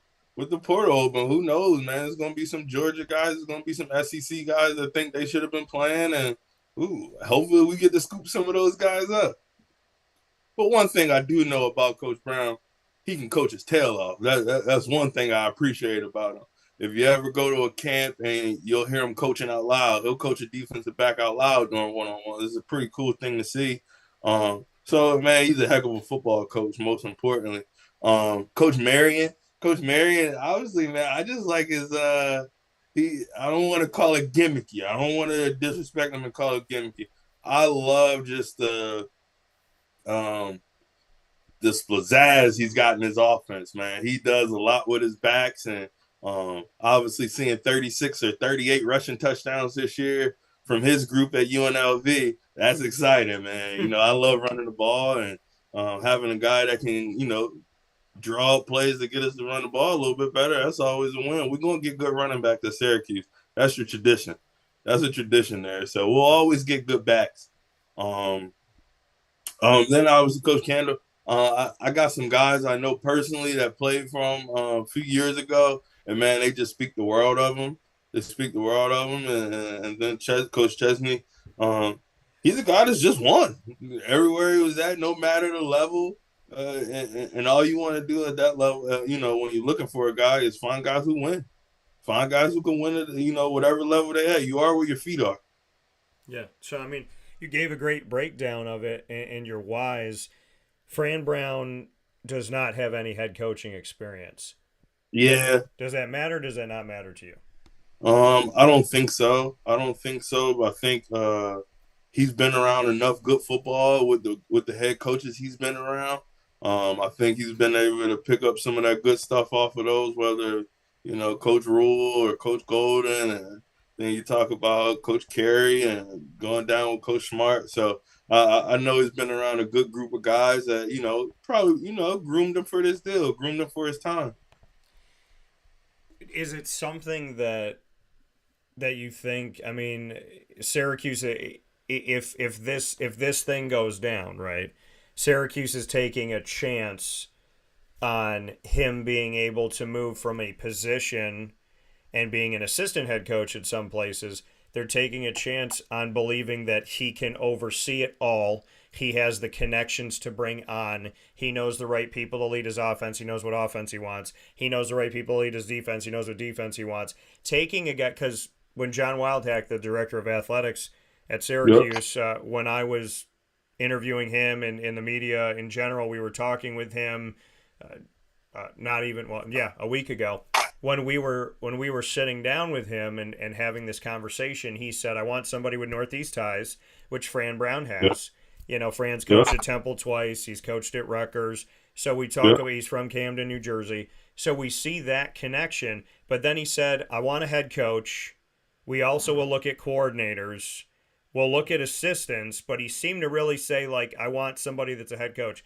So what would make you believe, you know, when you do your research and kind of look at things and whatnot, I mean, Fran Brown can put together an entire staff, that he has all of these connections, that he knows his offense that he wants to run, like I said, knows the defense that he wants to run, and that he can oversee it. Because being really good at a position or being a really good assistant coach is one thing. Being the leader being essentially the captain of the ship is a different thing. Yeah. And again, I think that goes back to, like you mentioned, the people he's worked for. And I think they've groomed, and I say guys like Coach Shiano, working under Coach Shiano, I know he's the guy to work under, and you'll pick up everything you need. I think, obviously, being around in the coaching business, like anything else, you're going to find the right fit for your deal. And again, if you've been preparing for this thing, it's probably a long list of guys, or a list of guys you got that, you couldn't wait to get your hands on if you got your own opportunity. So I'm sure he's prepared. And then as far as let's say it came down to him and Bob Chesney. Bob Chesney's an FCS coach, but I know firsthand that he has taken FBS players and brought them to his FCS program at Holy Cross. They like the fact that this team has consistently won. They like the fact that this team goes to the FCS playoffs and has an opportunity for a national championship. He's drawn people away from some FBS programs because this team so consistently wins championships and has opportunities to go and play in the NCAA after winning 5 straight now Patriot League championships. The only time he didn't win a championship in the Patriot League was his first season there, where he finished second, and he was 5-6. So he comes in his first season at Holy Cross. He's just under 500. He's got a winning record in the conference. He finishes second in the conference. And ever since his first season, which is normally a developmental get-to-know-you time, he has won in year 2, 3, 4, 5, and 6 to be the Patriot League champion. So this year on his roster in 2023, over 60 players came from the Northeast. He's also shown with his staff that he had ties in the West, in the Midwest, in Florida, and in Texas. So he fits the Northeast ties. He was born in the Northeast, went to school in Dickinson College in Carlisle, PA. He's only coached in the Northeast as an assistant and as a head coach. Spent his whole life in the Northeast, knows the Northeast, recruits the Northeast, knows to recruit in hotbeds, knows to recruit in areas in other regions. He has taken guys from the FBS and brought them to the FCS and consistently won championships. He's 111-46 in 14 seasons as a coach, and he has never had a losing season in any conference he's been in. So, Bob Chesney factor. What are your thoughts? Told you that was one of my big things about. I love that he's a winner. I love that Coach Chesney's a winner. I think my only knock right now is just we're in a different time with recruiting and NIL and just being understanding that situation. That's a delicate situation, I think. In recruiting is being able to handle NIL and going through the situation and just the transfer portal at that level. But I don't put it past them. Again, the ranking was just my ranking of what I would want to see, but I don't think it's a step down to get Coach Chesney. I think he's a heck of a ball coach, obviously, and record shows, and people thinking highly and speaking highly of him is important. So Jerome Smith, Syracuse Orange running back alum. Before I let you go, Rome, the two guys that I had on before you were on the offensive line of the 1987 undefeated team. Oh, man. Turnell Sims, Blake Bednarz, two undefeated teams in the history of Syracuse football. 1959's national champions with Ernie Davis, and 1987 with a ton of guys that I know, including the Todd Philcoxes of the world and the Don McPhersons, the Michael Owens, the Rob Drummonds, the Blake Bednarz, Turnell Sims, Pat Davis, and so on and so forth. So I pose this to you. You were part of, in the last 20 years, you were part of arguably the best piece of history that Syracuse had in the last 20 years. How does Syracuse win again? How do you win in Syracuse, New York? Again, I think it gets back to recruiting. We talked about it all day. We got to get back recruiting the Northeast heavily. We got to recruit the Northeast heavily. I think some other steps are you have to keep more alumni around, in my opinion. Those are the people that care about that place, and those are the people that's going to look after it, and those are the guys who at one point it's going to be their dream job. You got what I'm saying? I think it's important to do that. And again, obviously X's and O's are, everybody's got X's and O's. I think it's just continue to recruit good kids in there and kids that understand the process. We aren't going to get the same guys at Florida State right now, just because that's their hotbed. But we're going to get tough guys. We're going to be really willing to fight and go through it every day and come to work every day with their teammates and do what they're supposed to in the classroom. I think that's just important, just getting good people on the team. You mentioned the alumni factor. I've spoken with alumni from all different decades, and so many people have said to me the same thing. We don't feel welcome. The door's not open. We're not coming on the field. We're not talking to the team. We're not allowed in the locker room. We may be allowed at a practice maybe once, but there's this disconnect between the alumni and Syracuse. It almost feels like, hey, when you're here playing for the team, we love you. When you're gone, see you later. How do we change that? And do you feel that? Have you experienced, here's a 1,000-yard back, Jerome Smith. You're one of the nicest guys out there, always smiling, worked your tail off, got guys behind you ready for when you left, did everything you could when you were there. You were a leader as a young man. You're a leader of men now as a coach. Have you felt a disconnect? Have you felt like, hey, I'm not welcome? I don't have the answers that I need. I don't have the right people attaching me to this. I'm not allowed to talk to the team. Have you felt that? No, I haven't felt it personally. Obviously, I've had some teammates go through it.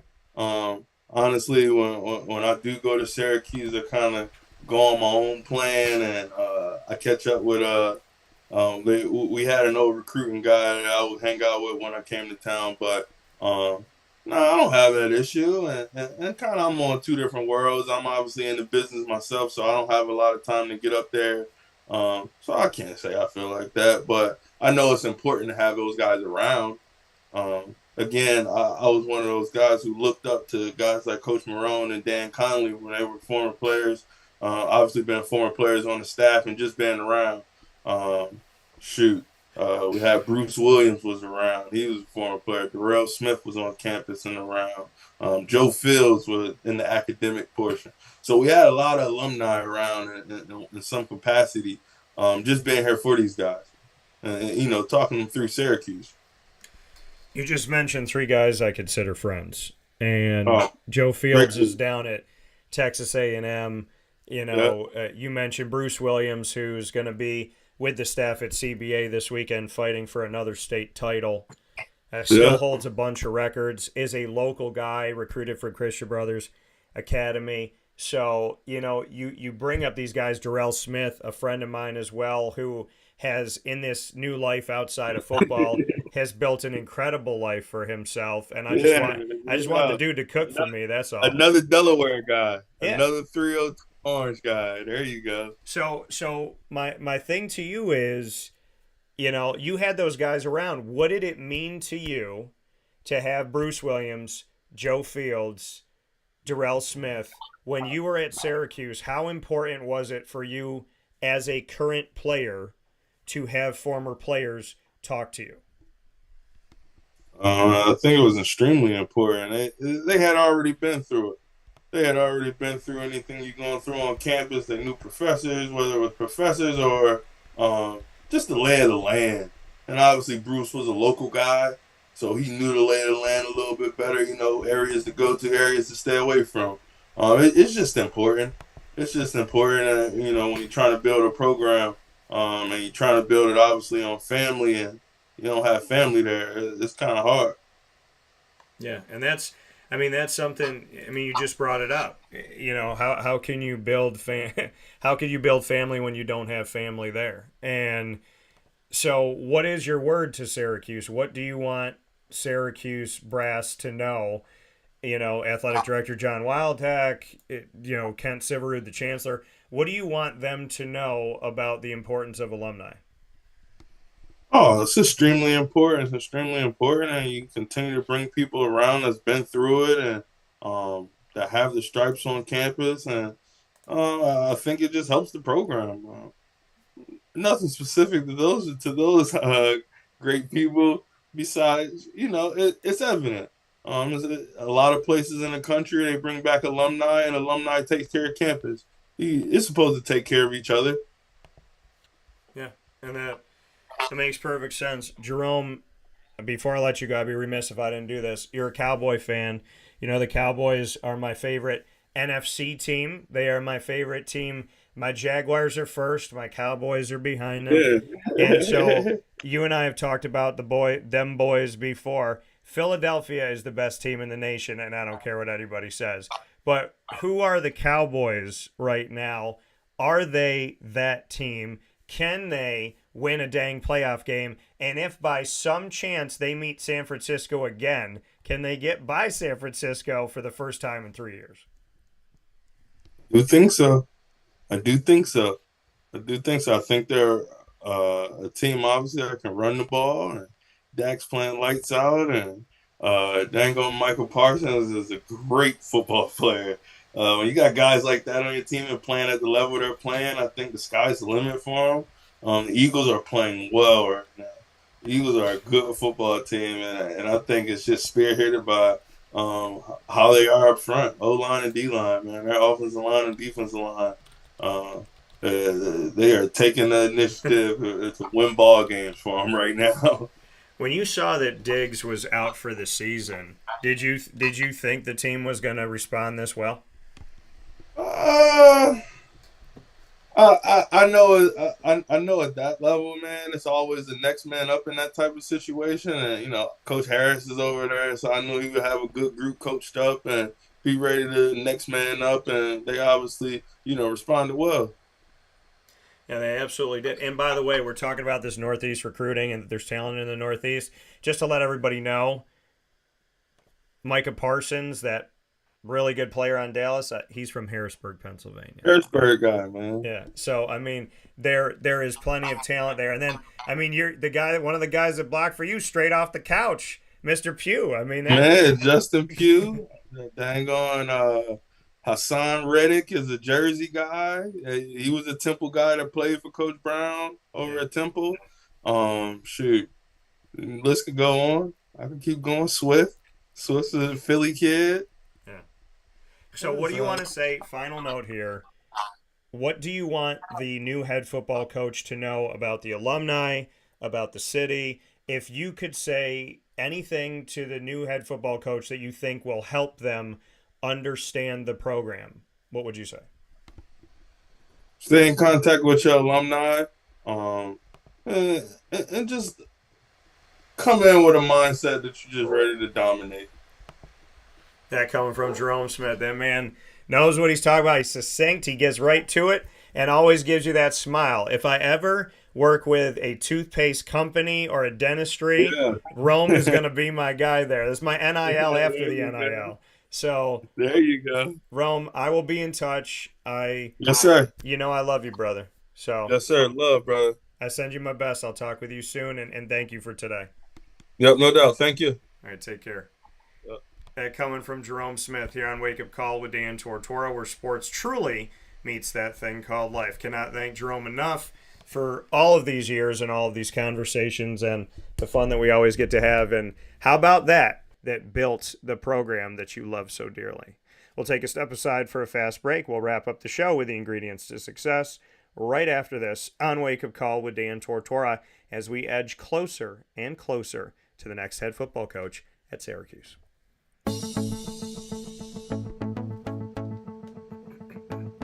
Avicolli's, located on the corner of Route 57 and Wetzel Road in Liverpool, New York, has been your trusted neighbor for decades. Located just steps from Liverpool High School, we're happy to have the Liverpool Warriors on-site, on-location broadcast at Avicolli's through Wake Up Call with Dan Tortora every single month, featuring student athletes, coaches, and administration throughout the year from Liverpool High School. Head out to Avicolli's today on the corner of Route 57 and Wetzel Road in Liverpool, New York, open Tuesday through Sunday for lunch, dinner, and drinks. We'd love to see you out there. And of course, you can call them at 315-622-5100 for takeout, delivery, and catering. That's 315-622-5100. And also find them on myavicollis.com. That's myavicollis.com.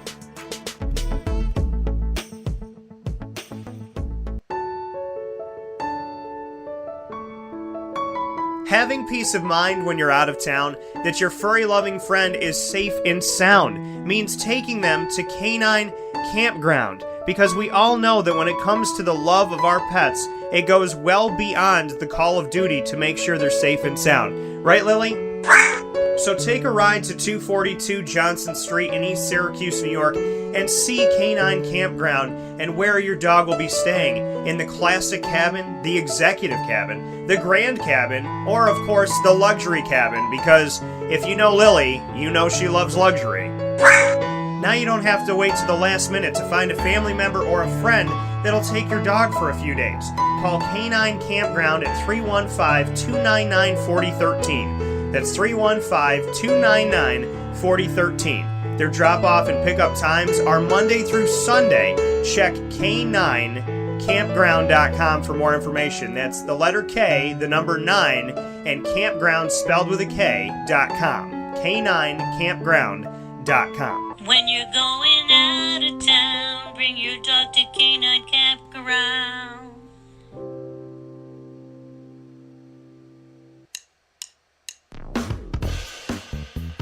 PB&J's Lunchbox, the food truck that you love finding all throughout central and upstate New York, now has a street-side cafe. So when you're craving their traditional favorites as well as their out-of-box amazing menu items, you can now head to 663 Old Liverpool Road in Liverpool, New York. Located just minutes from the highway, the Thruway, Destiny USA, and Onondaga Lake Parkway, PB&J's Lunchbox Street-Side Cafe is there for you Monday through Saturday from 9 a.m. to 7 p.m., serving breakfast, lunch, and dinner all throughout the day. Get breakfast for dinner, dinner for lunch, whatever you fancy, including their award-winning grilled peanut butter and jelly sandwich. Find them at 663 Old Liverpool Road in Liverpool, New York. PB&J's Lunchbox, where we love to know what's in your lunchbox.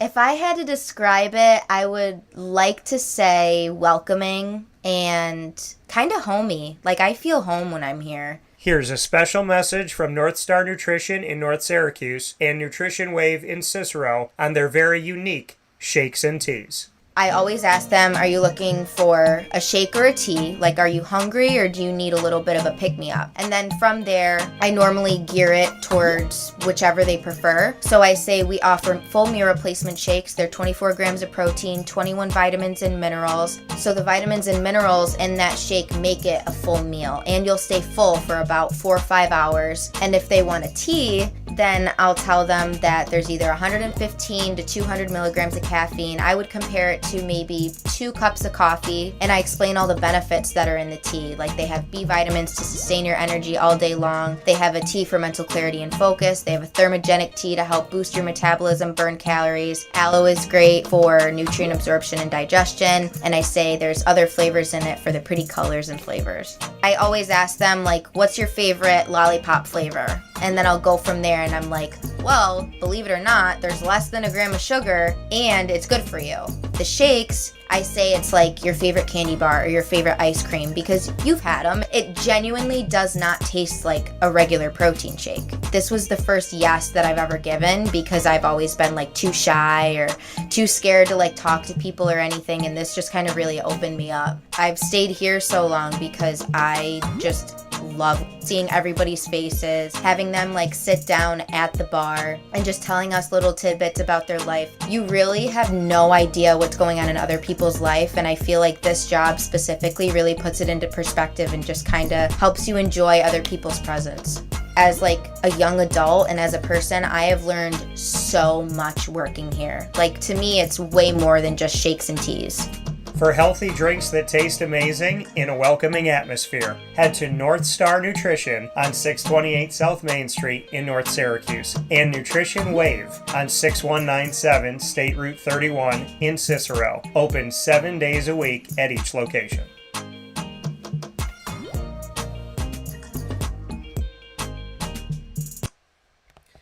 Welcome back here to Wake Up Call with Dan Tortora, hanging out with you where sports truly meets that thing called life. Happy to be here with you every Monday through Friday from 9 a.m. to 11 a.m. Eastern time, and it is time for the Ingredients to Success, proudly presented by the wonderful team at Avicolli's. Happy to be here hanging out with you for the Ingredients to Success every Tuesday to round out the show. Avicolli's on 7839 Oswego Road in Liverpool, New York. They are open Tuesday through Sunday, so make sure you find your way out to Avicolli's weekly for lunch, dinner, and drinks. We always ask that you drink responsibly. They have an awesome Christmas tree right out front. It looks beautiful. It's all lit up at night. So even when Avicolli's is closed, it still looks like that welcoming beacon that it has been for so many years here in our beautiful community of Central and Upstate New York. It's right down the road from Liverpool High School, and it's where Wake Up Call does our exclusive sit-down conversations with the Liverpool Warriors every single month with student athletes, coaches, and administration throughout the year. So, with that being said, the ingredients to success, of course, the topic is on Syracuse football. Why wouldn't it be on Syracuse football with everything going on? So, the question that comes up now is, what are the ingredients to success to be the head coach of Syracuse University? Well, I think that you heard the alumni spell it out in a great way today.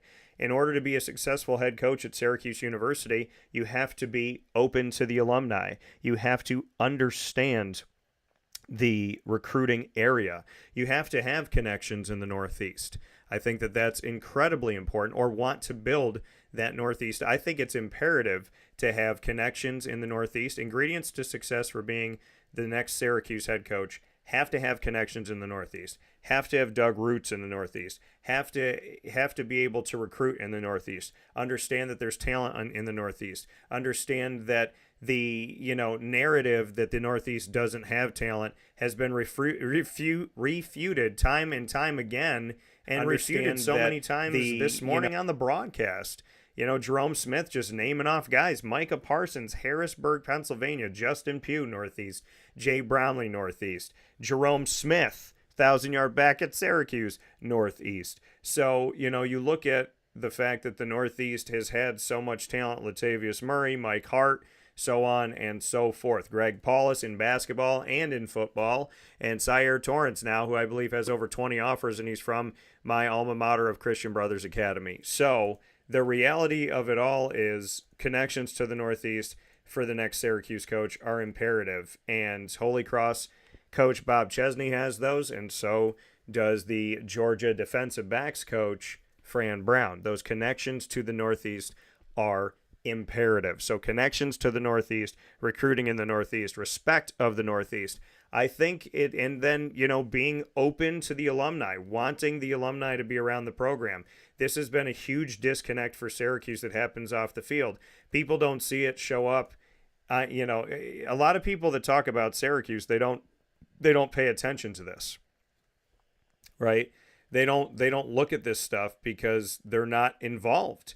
As much as everybody wants to say they're an insider, more often than not, 99.9999999% of the people that you hear from are not insiders. They are not connected to the program. They do not know the coaches. They do not know the players. They try to figure things out, sensationalize, put out information, hoping to goodness that they're right, so then they can be like, look, I did something. In the reality of the fact of, if you're chasing the dream of being a broadcaster and a journalist, I want you to chase it. I want you to achieve it. I want you to have it. I want you to lead with morals and values. I want you to be an honest person. I want you to respect the job. It's a job that a lot of people think they can do simply by having a Twitter account. And that is not the case. So I believe, if you really want it, my show has created opportunities for people. That's what we're here for. For good, hardworking people that tell the truth, have morals and values, have faith and determination and dedication to getting something done, who are on time and have a genuine care for those that they're working with, who are relationship people and not transactional people. I have an avenue if you want to do things the right way. And because a lot of people do things the wrong way, and I would have done them this way no matter what. I don't do things the right way or what I consider the right way because somebody else did it differently. I do things with honesty and grace and appreciation and hard work and dedication and determination and faith and belief and community and care and concern and empathy and relationship over transactional. I do all that stuff because it's who I am. And it's who I believe God wants me to be. It's how I was raised. So, to me, being a journalist can be a lot of things. But when you don't do things with all of those ingredients, it's hard to be successful, in my opinion. You might look successful, but I build relationships. Turnell Sims, Blake Bednarz, Jerome Smith would not be on the show today if not for our personal relationship, if not for our connection. If I was like every other broadcaster and every other journalist, they wouldn't have been on my show today. So I think it's imperative for the next head coach to understand the alumni, to open the doors to the alumni, to open up practices, to let us as media people cover your practice. If you want us to put our cameras down during different position things that you're doing, or if there's a scheme that you've created, or you're going to put a player in the Wildcat and you want us to put our cameras down, I've been at NFL camps where they say cameras up, cameras down. If they're running something they don't want to be put out there, they say cameras down. They ask you to not report on it. Don't report on injuries. Ask questions. That's totally fine. The reality is, if you let us into camp and somebody doesn't follow the rules, you kick that person out. You don't kick all of us out. You kick that person out. And there has been times at Syracuse camp where there are certain people that did not follow the rules. They didn't think they had to. And they kicked everybody out, which I think is ridiculous.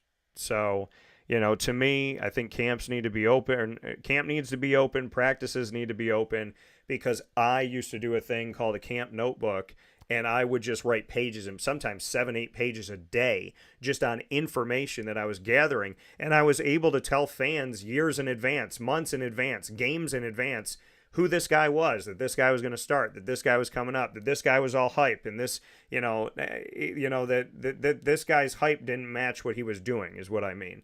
And then on the other side of it, that this guy that we're not talking about, we should be talking about because he's doing X, Y, and Z. I spoke about Darrell Eskridge before pretty much anybody spoke about Darrell Eskridge, and a lot of people went on shows talking about Darrell Eskridge when I was the one that was writing about him. So I think for a coach to really have a connection to the community, you have to let the media in. And you can give us policies and rules. Like I said, cameras up, cameras down. And if somebody doesn't abide by it, kick them out. Don't give preferential treatment to people. Don't give special treatment to people. There's certain media outlets that can do whatever they want and break every rule and nothing happens. And then there's other people in the media that get yelled at when they follow the rules. It doesn't make any sense. So I want a coach to come in who is going to say, practice is open.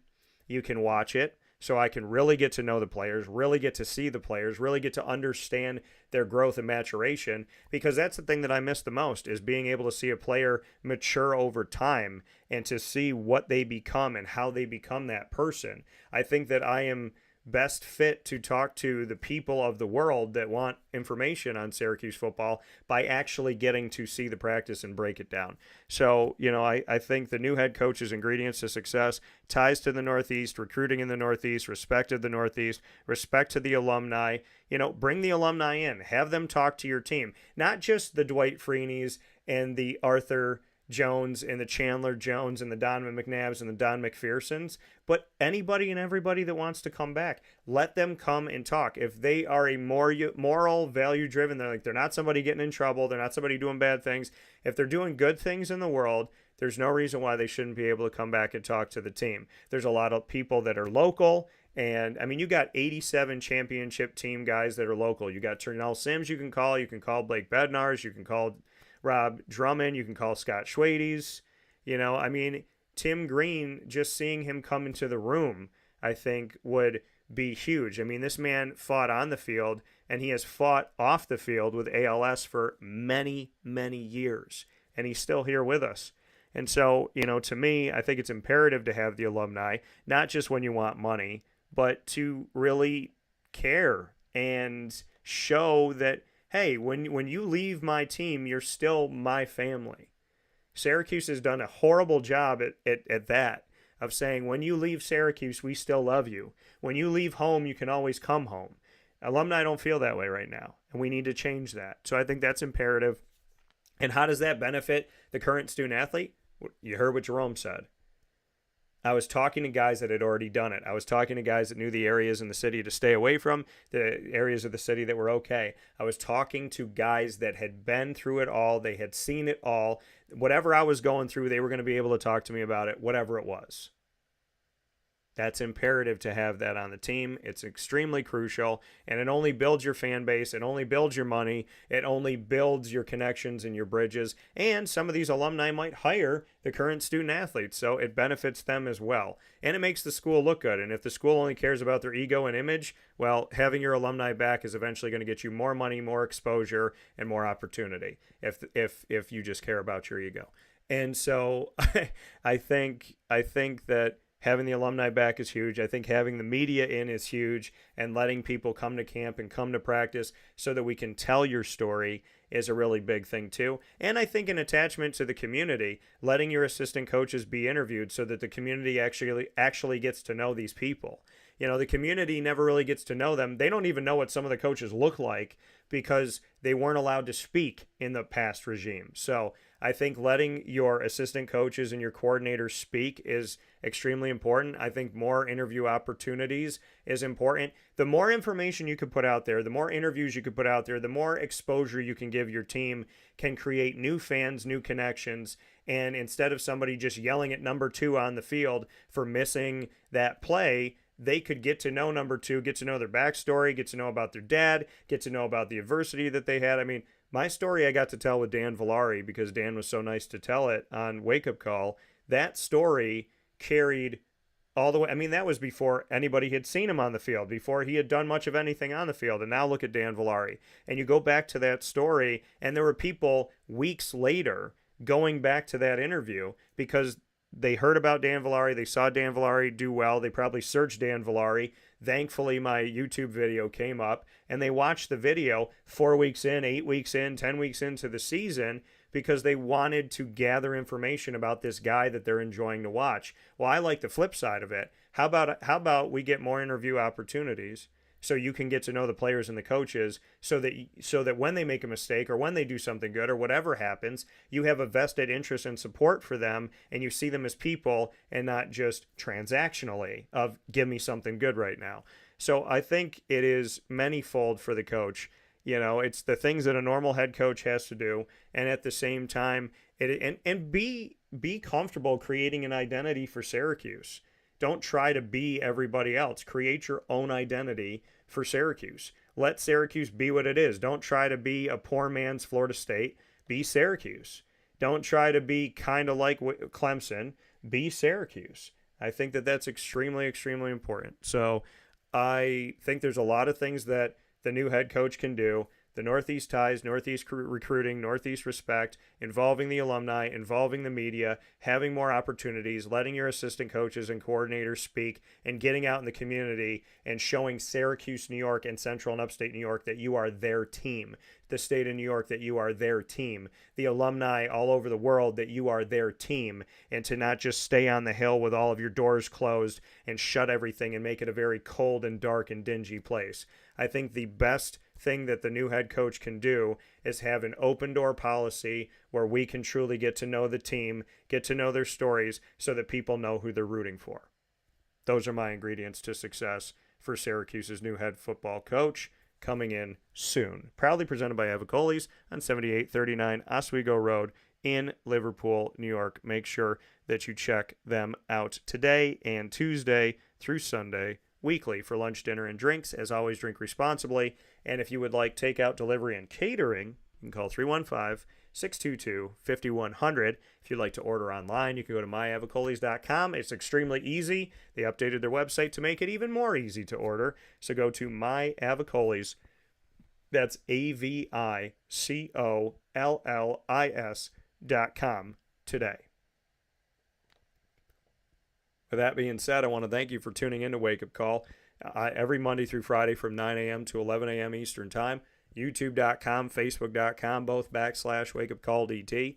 WakeUpCallDT.podbean.com as well for live internet streaming radio. Once we go live, you could jump into the archives of over 1,600 episodes. Find us on Amazon Music, Audible, iHeartRadio, iTunes and Apple Podcasts, Player FM, Podbean, Podchaser.com, Podvine, Spotify, TuneIn, YouTube, and more.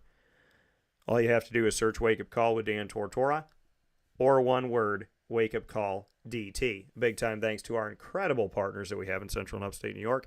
Carvel DeWitt, where I have my own ice cream, connected to the Lemoyne Dolphins, called the DT Dolphin. And on Wednesdays, it's buy one, get one of mint chocolate chip, hot fudge, whipped cream, cherry, green and gold sprinkles, and a chocolate dolphin jumping out of your whipped cream. Go and get it today on 4322 East Genesee Street in DeWitt, New York. Ma and Pa's Kettle Corn and Popcorn Factory. Shout out to my guy Alan, who went over to Ma and Pa's and bought up that popcorn, kettle corn, all that good stuff on 201 7th North Street in Liverpool, New York. The perfect place to get your gift basket for family, friends, coworkers, colleagues, and neighbors this holiday season.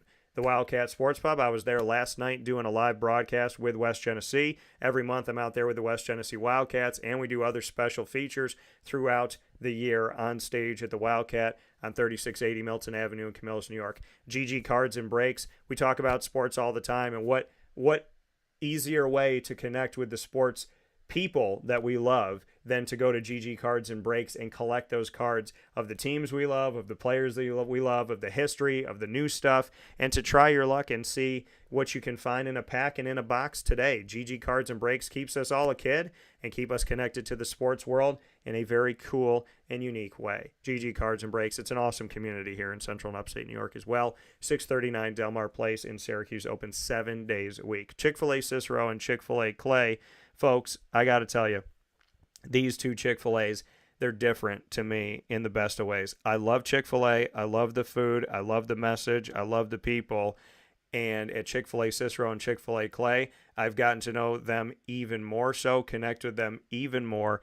And I definitely can tell you that the team at Chick-fil-A Cicero and Chick-fil-A Clay are some of my favorite people on this planet. Their faith in God is strong. Their care for people is there every day. And they're led by a fearless, extremely incredible, intelligent, smart, funny leader in Jimmer Sikowski. Make sure when you go to Chick-fil-A Cicero and Chick-fil-A Clay, you're not just going to Chick-fil-A. You're going to something truly different and truly special in a beautiful way where you can see God daily, except for on Sundays when they are closed. Chick-fil-A Cicero and Chick-fil-A Clay.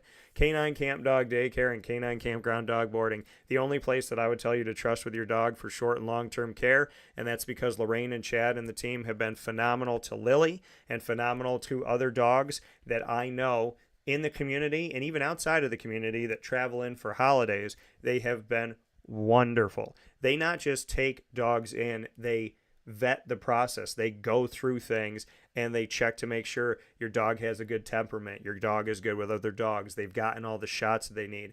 They don't just want to accept any dog and get money. They want to bring in dogs that they know are not going to cause any type of harm to any other dog. They want it to be an environment where you can feel safe dropping your dog off for the day or for the week. Canine Camp Dog Daycare, 315-437-7110 to make an appointment. And the campground, it's holiday season. Make sure you call now for dog boarding, 315-299-4013 for the campground. Avicolli's, which I just mentioned, fantastic place, open Tuesday through Sunday, many years in our community, and the exclusive home of our Liverpool Warriors show on 7839 Oswego Road in Liverpool, New York. PB&J's Lunchbox, the exclusive partner with Christie's Corner, where we talk about domestic violence with an International Boxing Hall of Famer who got through, I don't even want to say survived, thrived through the time in her life where someone tried to take her life. And we have extremely awesome guests from the boxing world and in general. Christy is wonderful. PB&J's Lunchbox is so different and so unique. Their flavors are awesome. They take all these traditional things and put a little spin on it to give it a little more flavor, a little bit of that oomph that you need. PB&J's Lunchbox, you can taste the difference every single week on 663 Old Liverpool Road in Liverpool, New York. Great Lakes Honda City, can't say enough about them. I've gotten my vehicles from them for over a decade. Great Lakes Honda City, the former Honda City of Liverpool. Make sure you get out there and see them today on Henry Clay Boulevard. Make an appointment. Get out to Great Lakes Honda City. They have all different vehicles for this weather. They are perfect for this weather, I will tell you that, folks. From the Pilot to the CRV to the HRV to so many different things that they have, to the Odyssey. They have what you need for the weather. They have your all-wheel drive, and they just have cars that last for such a long time. I am so happy to be in a Honda. I was in a Honda that saved my life, arguably, a few years back. 7140 Henry Clay Boulevard, Liverpool, New York. Call for an appointment today. Make sure that you call Great Lakes Honda City. You can get in touch with Great Lakes Honda City by calling this number to make an appointment. So I want to make sure I give you the number here. And the number for Great Lakes Honda City to give them a phone call today is going to be by calling 315-365-5576. That's 315-365-5576. Mother's Cupboard, where I have my own sandwich. Make sure you go out to Mother's Cupboard today. It is a staple of Syracuse and upstate New York. Mother's Cupboard, such a tremendous place. You can get to them on 3709 James Street in Syracuse. They are Syracuse. They're open daily 6 a.m. to 1:30 p.m. And you can get the Cuse McMother, which is perfect. While you're trying to figure out who the next football coach is going to be, go and get the Cuse McMother. Well, your stomach is yearning for food. You're yearning for an answer. You're hungry to know who the next coach is, but you also have to eat. Go to Mother's Cupboard today, 3709 James Street in Syracuse, New York. Get the Cuse McMother, bacon, egg, and cheese inside of 2 pieces of French toast. Pick it up and eat it like a sandwich. Cut it up and have it with some syrup today. Pizza Man, where we have our exclusive sit-down conversation with the Baldwinsville Bees throughout the year. And, of course, we have our Off the Rails with Al, featuring Al Romano, national champion, who went to Salve High School in our community and played with Tony Dorsett on the champion Pitt Panthers team. So many great things that we do at Pizza Man, and we can't wait to see you out there very soon. North Star Nutrition and Nutrition Wave, both locations offering you my signature drink, my Power Tea, my healthy tea. It tastes like sugar, it tastes like goodness, but it's actually healthy for you. It has vitamins, it has aloe, and if you put in a little bit more caffeine, it has a focus to it to help you with attention, and if you put a little bit more caffeine in over that, it helps with your metabolism for those of you that are working out. So the flavors stay awesome all the way through, and you can put in different things to help you, but there's always at the base vitamins and aloe for you and your health. So it tastes great, it's healthy, they have power teas, and of course they have their amazing shakes that you can have in place of a meal that have more nutrition than a typical meal and less calories, and they taste phenomenal. Basically, what I'm telling you folks, it's a place to get tea and shakes that taste extremely good, but they're also healthy for you. North Star Nutrition, 628 South Main Street in North Syracuse, and Nutrition Wave 6197 New York 31 in Cicero, New York. Go in there and ask for the mic drop today. It is my drink, my tea, pomegranate, blackberry, blueberry, strawberry, watermelon, all mixed into one amazing drink that has the colors of my Arizona Diamondbacks and Toronto Raptors. Go and get it at North Star Nutrition and Nutrition Wave. Simply walk through the door and say, I want a mic drop, and they'll make it for you today.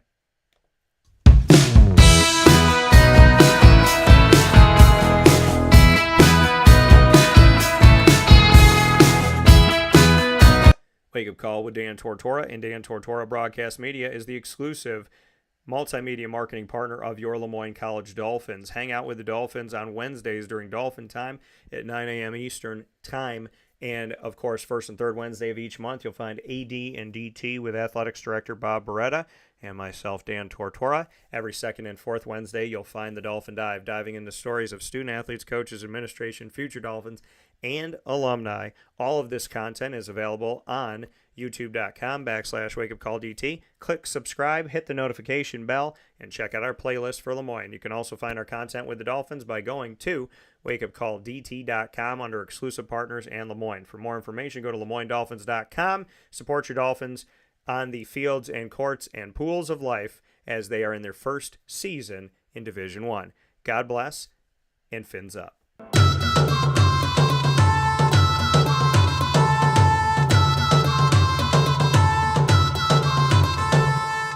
The Bryan and Stratton College Bobcats of Syracuse are exclusive multimedia marketing partners with Wake Up Call and with Dan Tortora Broadcast Media. Find your Bobcats every single month with the opportunity to tell the stories of student athletes, coaches, and administration at Bryan and Stratton College of Syracuse. A truly unique college experience that you need to make your way out and see on James Street today. If you have some more eligibility left, worth the phone call. If you have something that you desire, something that you want in this new chapter of your life, you're looking to get an education that will help you achieve your dreams, head to Bryan and Stratton, Syracuse. You can go to syracuse.bscbobcats.com for more information, and of course search Bryan and Stratton, Syracuse. Find all of our Bobcat Buzz specials exclusively on youtube.com/wakeupcalldt. Click subscribe, hit the notification bell, and check out our BSC Syracuse playlist, the BSC Syracuse playlist one more time, and you can find them by going to wakeupcalldt.com